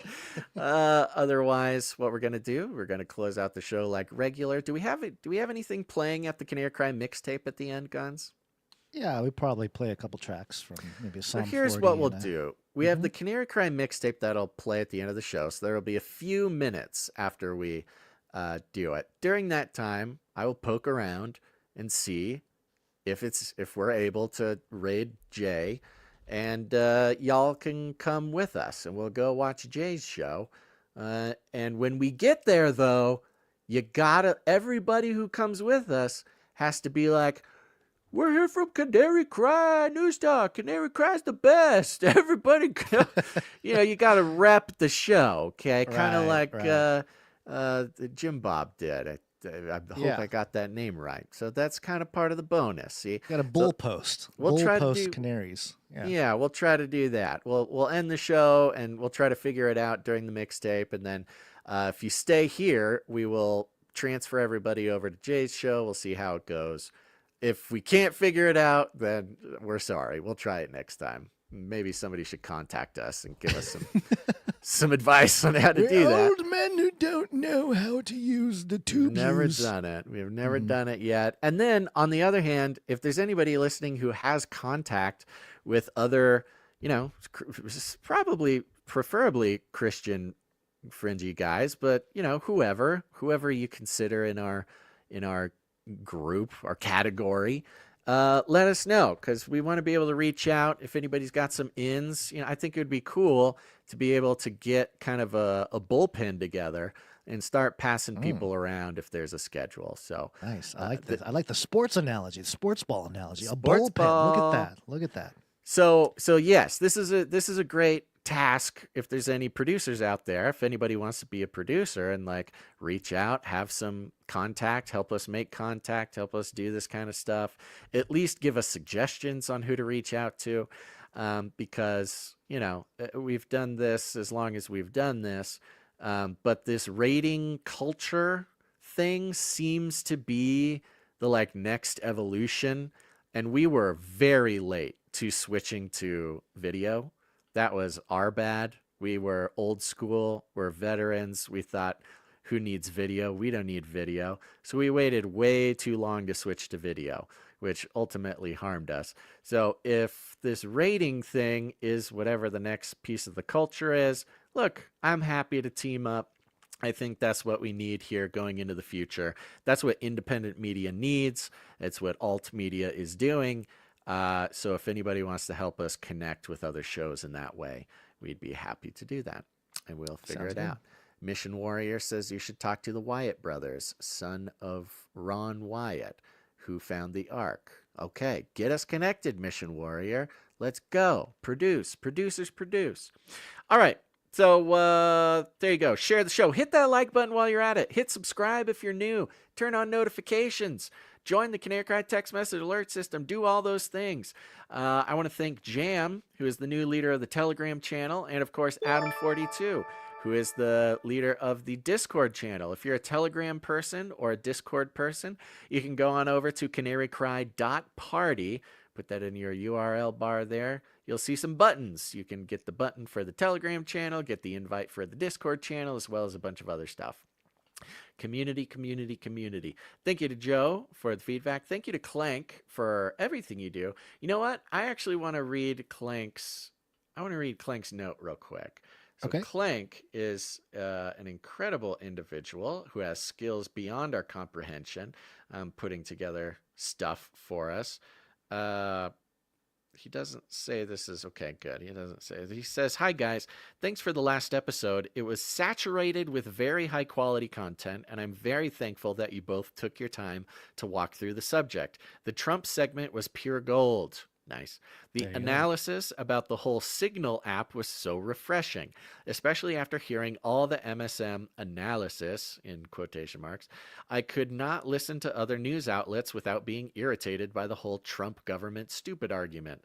A discussion that I had with someone didn't go well, and to be very honest, even besides the point that I'm not a good debater, I honestly don't know where to start arguing with people who are not too far away from the broad accepted narrative in the mainstream media. I totally empathize with you, Clank. This is why there's been a few times recently where I've just kind of said, like, look, at this point, I don't know if waking people up is the thing. I don't think we can talk people into anything. I think if somebody is still stuck on the mainstream narrative right now, that's just their destiny. And if God wants to pull them out of that, if God's going to pull them out of that, it's going to have to be God that pulls them out of that. Because if somebody is still entrenched in the mainstream narrative at this point, after COVID, after everything, if they are still hypnotized by that, no power of man could possibly break them out of that. God has to do it. They have to do it themselves, or both. I would encourage everybody to not get too invested in the opportunities or the ability to talk someone in your life out of the mainstream narrative, because more than anything, it's just going to cause pain. It'll cause pain to you. It'll cause pain to them. It'll cause pain to your relationship.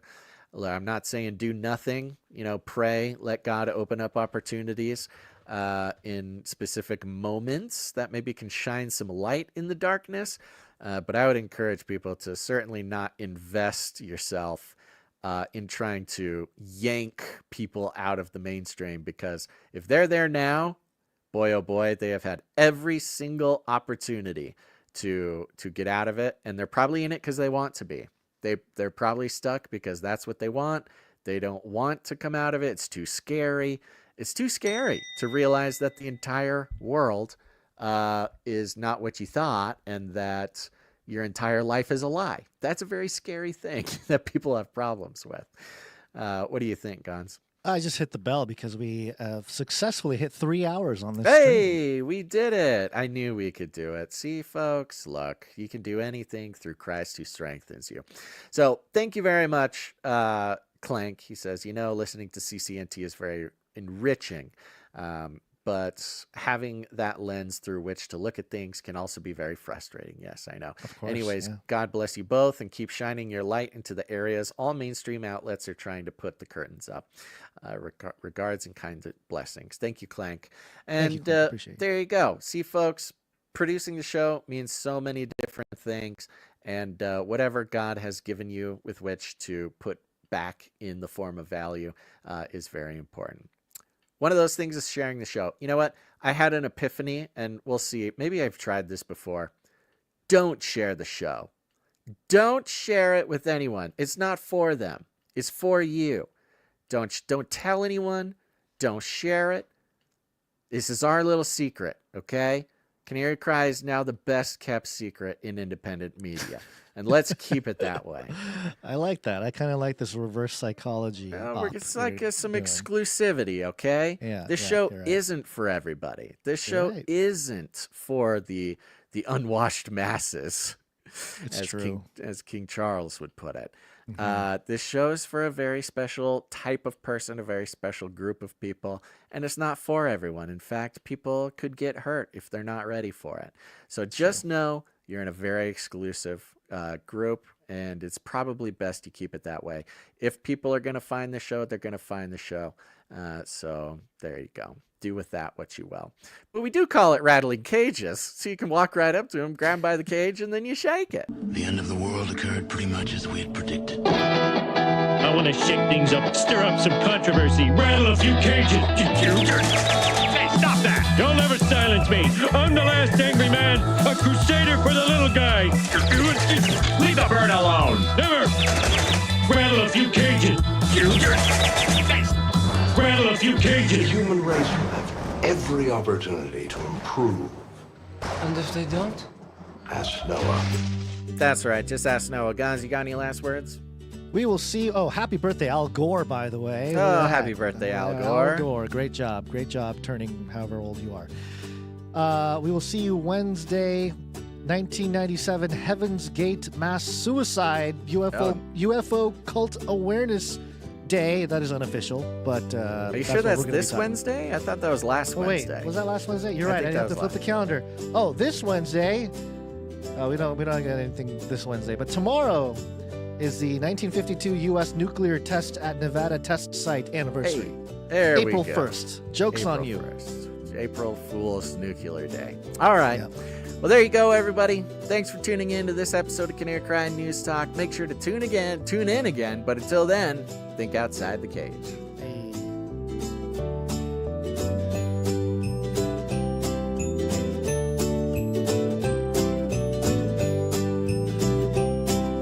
Armageddon's on the way. This is the United States of America, for God's sake. This is not about freedom or personal choice. Give me a break. I'll keep you warm and safe, and my people too. Toilets! Toilets! Feed him more. It will kill. This is the United States of America, for God's sake. We're all gonna die. Remember, reality is an illusion. The universe is a hologram. Buy gold. Buy! And a resounding baka flies through the air across the world.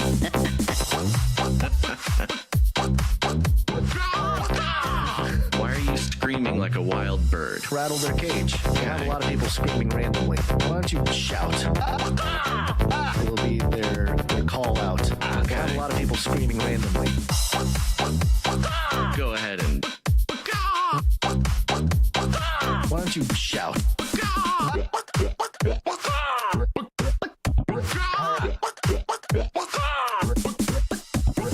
Why are you screaming like a wild bird?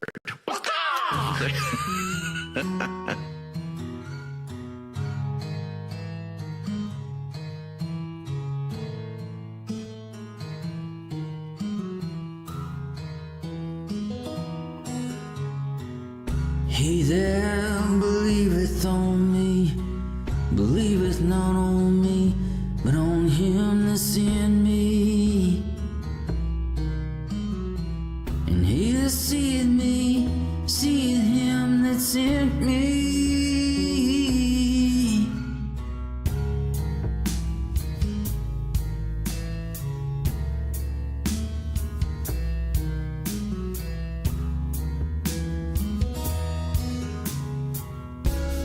He that rejected me, receiveth not my words, hath one that judgeth him.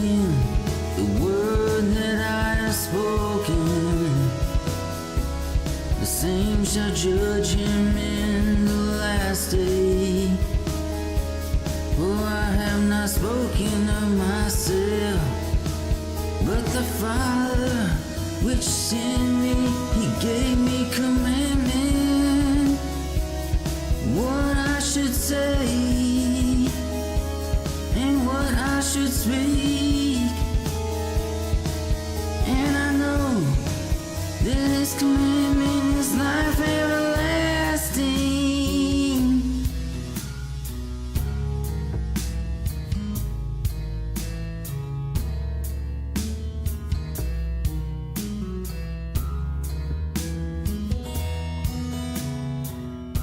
I am come a light into the world, that whosoever believeth on me should not abide in darkness.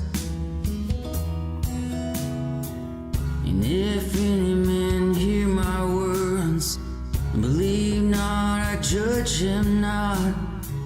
For I came not to judge the world, but to save the world.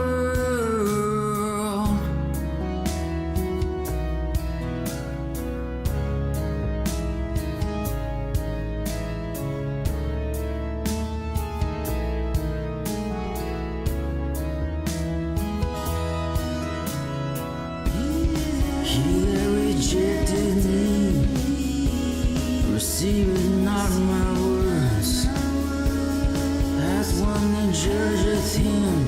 The words that I have spoken, the same shall judge him in the last day.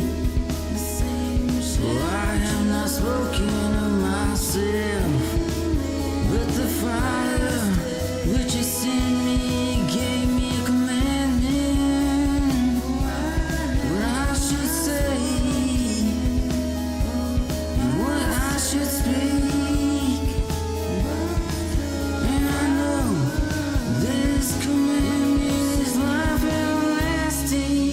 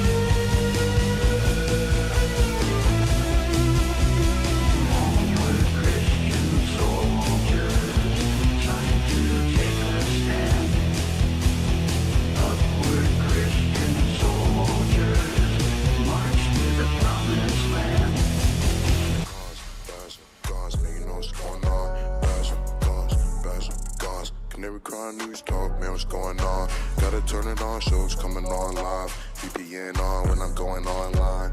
Anonymity, man, cryptocurrency. We got everything you need, get it 3 times a week. Jesus Christ the King, let the Holy Spirit speak. Battle in the cage, gotta set the captive free.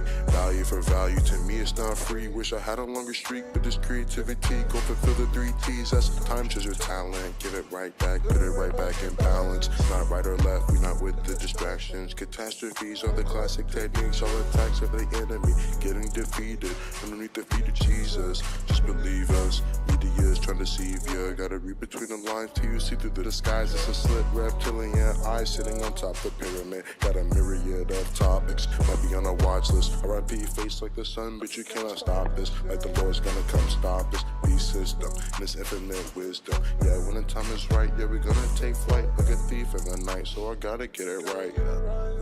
I gotta repent and sit patient. Waiting for supply drop. Google eyes don't blink, man. I need some eye drops. Google mind deep thinking for the AI thoughts. Yeah, Basil Gons, Basil Gons, Basil Gons. You know what's going on. Basil Gons, Basil Gons. Never crowd news talk, man. What's going on? Basil Gons, Basil Gons. And you know what's going on. Basil Gons, Basil. Never crowd news talk, man. What's going on?